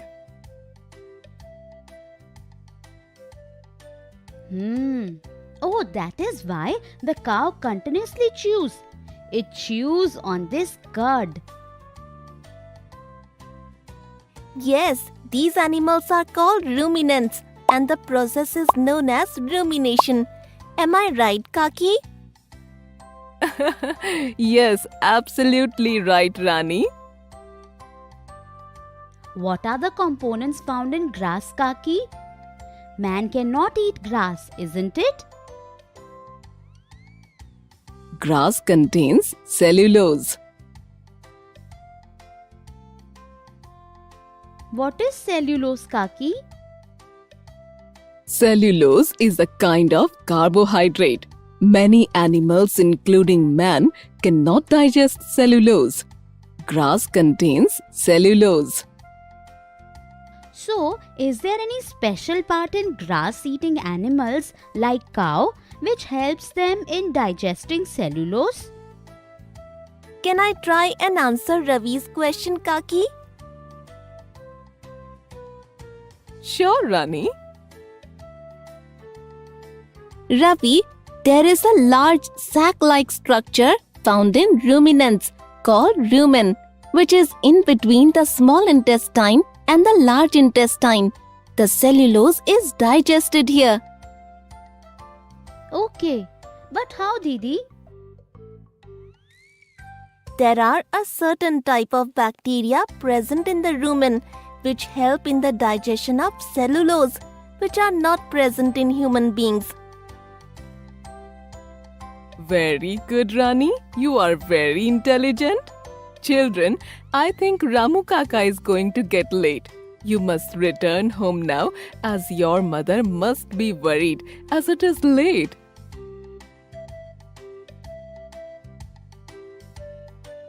Yes, Kaki. Thank you. Wow, this is such amazing information, isn't it, friends? Have you ever visited a cowshed? Can I look at your science book, Didi? Sure, Ravi. Here, take it.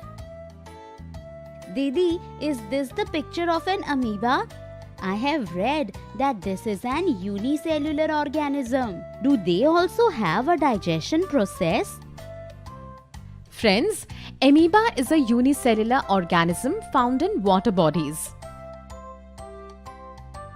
Yes, Ravi. Amoeba and other unicellular organisms also have a digestion process. This is amazing.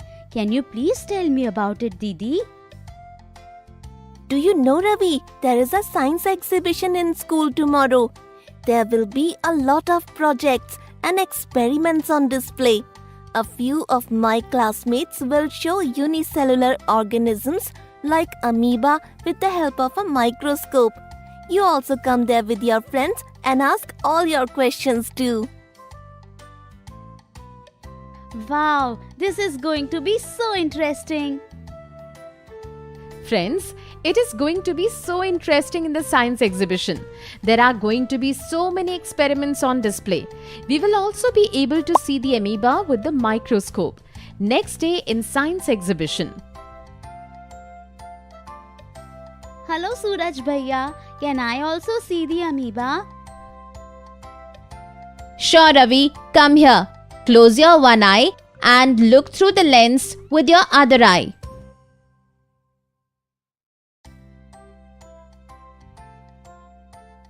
Wow, this is exactly like the picture I saw yesterday in Rani Didi's science book.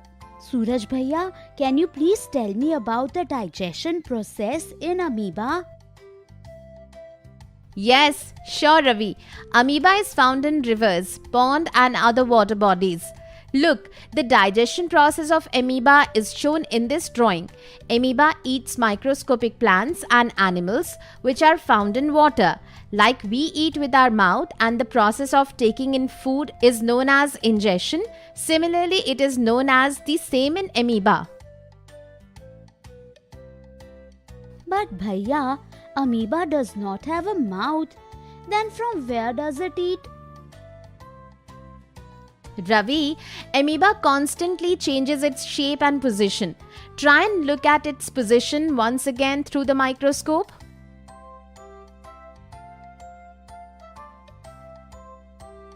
Bhaiya, there is a difference in its shape from what I saw earlier. Yes, Ravi, when it eats, it pushes out one or more finger-like projections known as pseudopodia for capture of food. Okay, it is very amazing information. Look Bhaiya, there is a drawing of pseudopodia in this poster, isn't it? Yes, Ravi. In this poster, we have depicted the digestion in amoeba. Look, then the food gets trapped in a food vacuole. Digestive juices are secreted into the food vacuole. They act on the food and break them into simpler substances. These are such microscopic organisms, but their digestion is similar to human beings.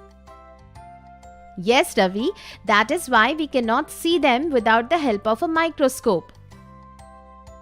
Does absorption also takes place in amoeba? Yes, Ravi. Gradually, the digested food is absorbed. Do you know, Ravi?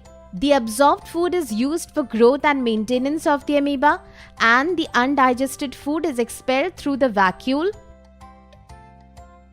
Oh, this means that the digestion process is similar in all, irrespective of the size of the animal. Yes, Ravi, the ingestion digestion of food and the energy released is very important to carry on our daily functions and the other life processes. Thank you, Bhaiya. You helped me see the amoeba through the microscope and gave me such valuable information. So friends, we hope that you have learnt about the digestion of grass-eating animals like in cow and unicellular animals like amoeba. Next time when you see a cow chewing continuously, you would know why it is doing so. Okay friends, we shall meet in our next video.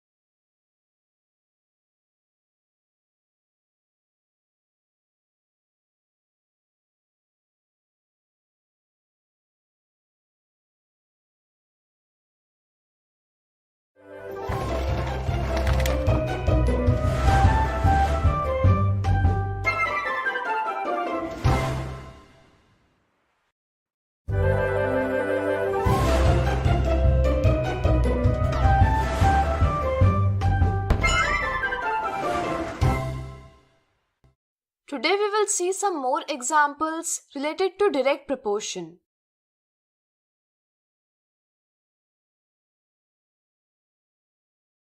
A recipe requires the following ingredients to make 15 biscuits. If Meena wanted to make 400 biscuits with this recipe, find the quantity of ingredients required.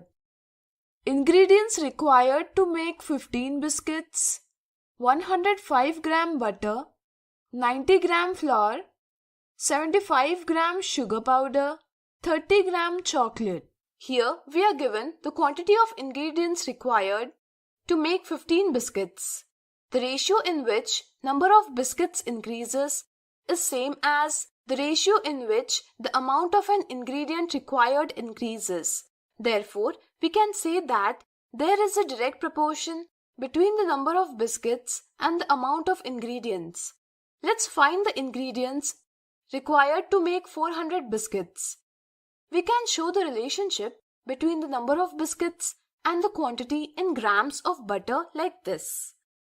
Suppose the required quantity of butter to make 400 biscuits is Y1. Since the number of biscuits and the required quantity of butter is directly proportional, 15 divided by 105 is equal to 400 divided by Y1. Therefore, the quantity of butter, that is Y1, is equal to 400 multiplied by 105 divided by 15 gram is equal to 2800 grams is equal to 2.8 kilograms. We can show the relationship between number of biscuits and the quantity of flour in this way. Now suppose the required quantity of flour to make 400 biscuits is Y2. Since the number of biscuits and the quantity of flour is directly proportional, 15 divided by 90 is equal to 400 divided by Y2. Therefore, the quantity of flour, that is Y2, is equal to 400 multiplied by 90 divided by 15 gram is equal to 2400 grams is equal to 2.4 kilograms. Now, you can pause the video and find the amount of sugar and chocolate required. You will get 2 kilograms of sugar powder and 0.8 kilograms of chocolate for making 400 biscuits. In this way, ingredients required to make 400 biscuits are as below. Let's see another example. The distance travelled by Akash is shown in the map given here. If he travels a distance of 300 meters in 360 steps every day, then find how many steps he must have taken to get from his initial place to the final place. Here, total distance travelled is 14 meter plus 45 meter plus 18 meter plus 15 meter plus 13 meter is equal to 105 meter. We can show given situation like this where x represents number of steps required to cover 105 meter. We know that the ratio with which the distance travelled increases, the number of steps also increases in the same ratio. Therefore, here the distance and the number of steps are directly proportional. Therefore, we say that 360 by 300 is equal to x by 105 means x is equal to 360 by 300 multiplied by 105 steps is equal to 126 steps. Therefore, Akash must have travelled 126 steps from his initial place to its final location. Now, you must have understood direct proportion clearly. Today we have seen some more examples related to direct proportion.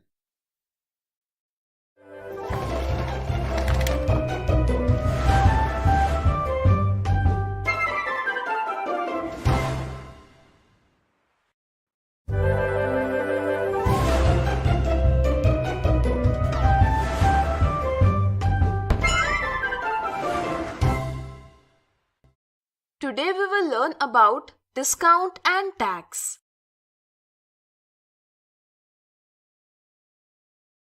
Often, shopkeepers give some discount on the marked price, that is MP, of the item to attract customers and to sell their goods. For example, the marked price of a shirt is 250 rupees while its selling price, that is SP, is 200 rupees.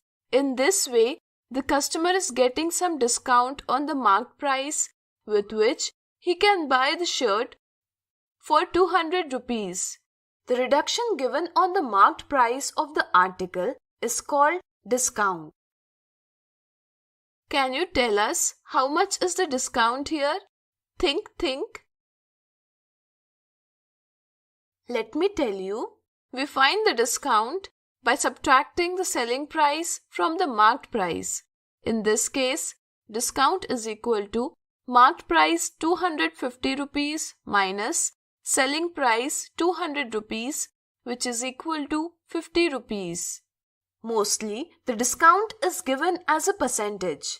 Therefore, we will calculate the percentage of discount in this case. Since the discount is given on the marked price, we consider the marked price as the base using which we represent the discount in percentage. This is how we do it. Like here, discount is equal to 50 divided by 250 multiplied by 100% is equal to 1 divided by 5 multiplied by 100% is equal to 20%. Now, let's know about the tax related to shopping. We buy different kinds of things. Have you looked at the shopping bill properly? You may have found that some additional value along with the value of the item is charged as tax, such as sales tax, valued added tax, or goods and services tax, that is GST, etc. This tax is paid to the government, which the government spends for the facilities like health, education, etc. Most taxes are represented as percentage. Let us learn some examples how they are calculated. Saili buys a book worth rupees 300. If the sales tax rate is 7%, then how much amount she must pay to the shopkeeper? Here, the selling price of the book is 300 rupees. Sales tax is always on the selling price of the article and it is added to the bill amount. In this way, there will be an additional 7% sales tax on 300 rupees. That is, sales tax is equal to 7 rupees divided by 100 multiplied by 300 is equal to 21 rupees. That is, buying a book of rupees 300 will incur a sales tax of rupees 21.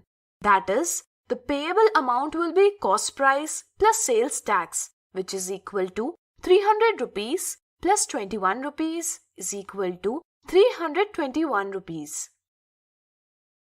The Government of India has implemented Goods and Services Tax or GST from July 2017.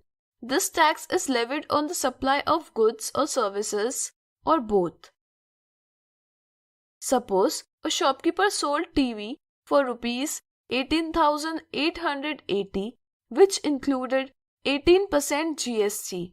Find out what was the value of TV before adding GST. 18% means 18 by 100, that is, if we consider the initial selling price of TV as 100 rupees, then it includes GST of rupees 18. Thus, the selling price will be 100 rupees plus 18 rupees is equal to 118 rupees. When the selling price is 118 rupees, then the initial selling price is 100 rupees. In this way, when the selling price is 1 rupees, then the initial selling price will be 100 rupees divided by 118. In this way, when the selling price is 18,880 rupees, then the initial selling price will be like this. In this way, the value of TV before adding GST was 16,000 rupees. Today we have learned discount and tax. In the next video, we will see some interesting examples based on them.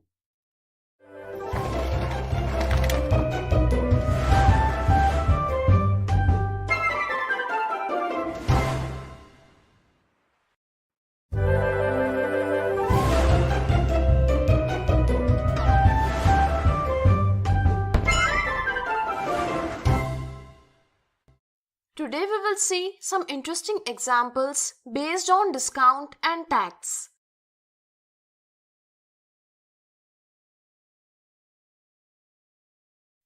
Rahul went to a shop to buy a new refrigerator. He was getting a refrigerator that has marked price 20,000 rupees at a price of 18,800 rupees. Find out the percentage discount in this situation.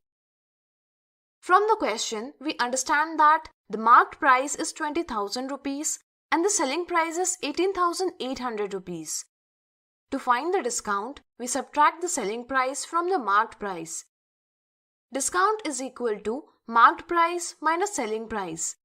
Discount is equal to 20,000 rupees minus 18,800 rupees. With this, we get a discount of 1,200 rupees. Hence, the discount is 1,200 rupees on the marked price of 20,000 rupees. So, can you tell what is the percentage discount in this situation? Think. Let me tell you. Discount is equal to total discount divided by marked price multiplied by 100%.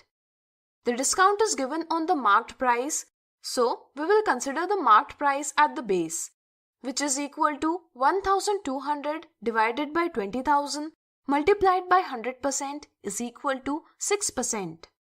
That is, a discount of 6% has been given on the marked price of the refrigerator. Next example. The initial price of a mobile phone is 5,800 rupees. If Rohan purchases it with 12% GST, that is goods and services tax, what is the total amount Rohan have to pay? Here we are given that the initial price of mobile phone is 5,800 rupees. The rate of GST is equal to 12%. We have to find out the total price that Rohan has to pay. That is, we have to find the selling price of the mobile phone. We know that 12% means 12 divided by 100. That is, if we consider the initial price of the item as 100 rupees, then GST will be 12 rupees. In this way, the selling price will be 100 rupees plus 12 rupees is equal to 112 rupees. When the initial price is 100 rupees, then the selling price is 112 rupees. In this way, when the initial price is 1 rupees, then the selling price will be 112 rupees divided by 100. In this way, when the initial price is 5,800 rupees, then the selling price will be 112 rupees divided by 100 multiplied by 5,800 rupees, which is equal to 112 rupees multiplied by 58 is equal to 6,496 rupees. After adding GST in this way, Rohan will have to pay 6,496 rupees as the total cost of the mobile phone. Next example. Manisha went to a shop to buy a cupboard. She liked a cupboard in the shop. The marked price of the cupboard was 6,500 rupees. But the shopkeeper was offering a discount of 7% on it. If the sales tax rate is 8%, find the bill amount. Keep in mind that sales tax is always charged on the selling price of the item. Just think, is 6,500 rupees the selling price? Let me tell you, Here 6,500 rupees is the marked price. To get the selling price, we have to deduct the discount from the marked price. Here we have given discount in percentage. So let's first find out how much discount will be given here. Discount is equal to 7% of marked price is equal to 7 divided by 100 multiplied by 6,500 rupees is equal to 455 rupees. In this way, the selling price is equal to marked price minus discount is equal to 6,500 rupees minus 455 rupees is equal to 6,045 rupees. Since the sales tax 8% is applicable on the selling price of rupees 6,045, sales tax is equal to 8% of 6,045 rupees is equal to 8 divided by 100 multiplied by 6,045 rupees is equal to 483.60 rupees. In this way, the bill amount is equal to sales price plus sales tax is equal to 6,045 rupees plus 483.60 rupees is equal to 6,528.60 rupees. So, to buy a cupboard, Manisha will have to pay 6,528.60 rupees.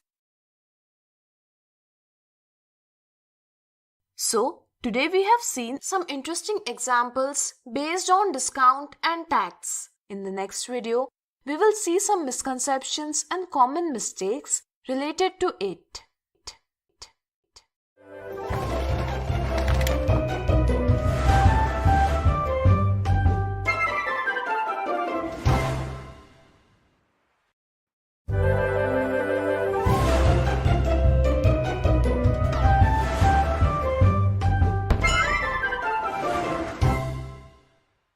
Today we will see misconceptions and common mistakes about discount and tax.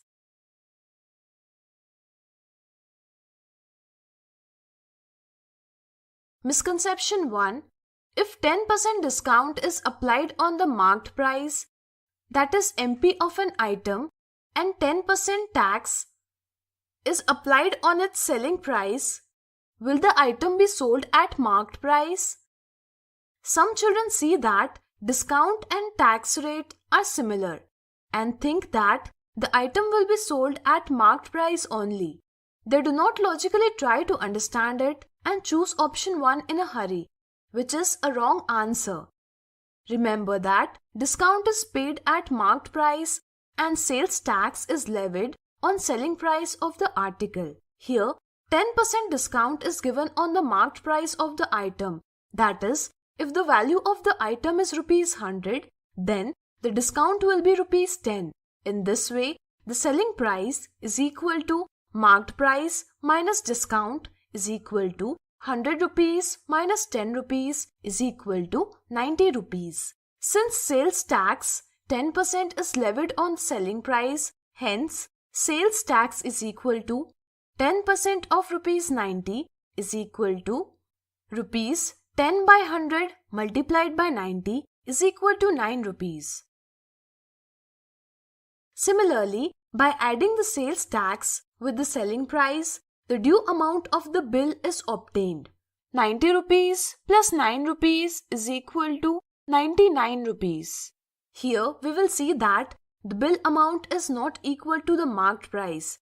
So, the goods will not be sold at the marked price. That is, option 2 is the correct answer. Now, let's see some mistakes. Mistake 1. If children are asked to express discount in percentage, then children cannot decide if discount is equal to total discount divided by marked price multiplied by 100% or write discount is equal to total discount divided by selling price multiplied by 100%.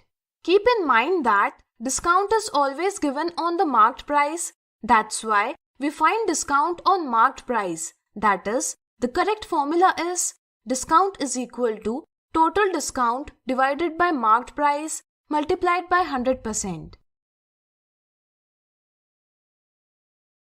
Mistake 2. Amit buys a watch for rupees 200 which includes 5% GST. Find the initial price of the watch. Some children ignore the information given in the question, which makes them difficult to understand the question. They do not understand why the word includes is used in the question.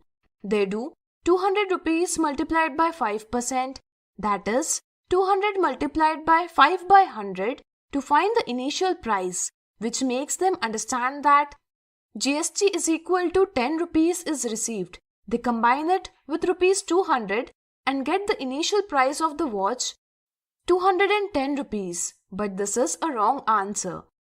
That is, option 1 is wrong answer. Here 5% GST is already included in rupees 200. So to find the initial price of the watch, we have to subtract GST from rupees 200. Here 5% GST means 5 by 100, that is, if we consider the selling price of the item as rupees 100, then the GST will be rupees 5. In this way, the initial price will be selling price minus GST is equal to 100 rupees minus 5 rupees is equal to 95 rupees.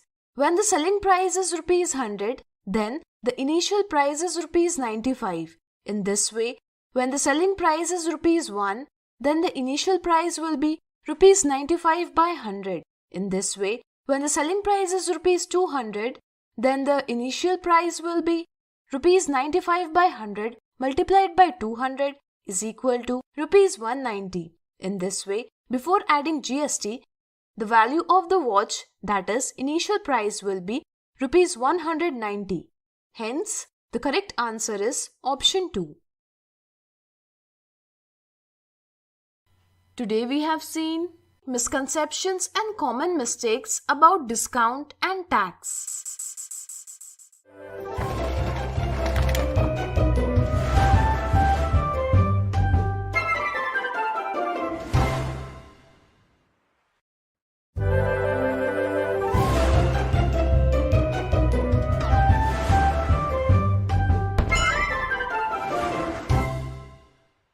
Today we will learn distributivity of multiplication over addition and subtraction of rational numbers.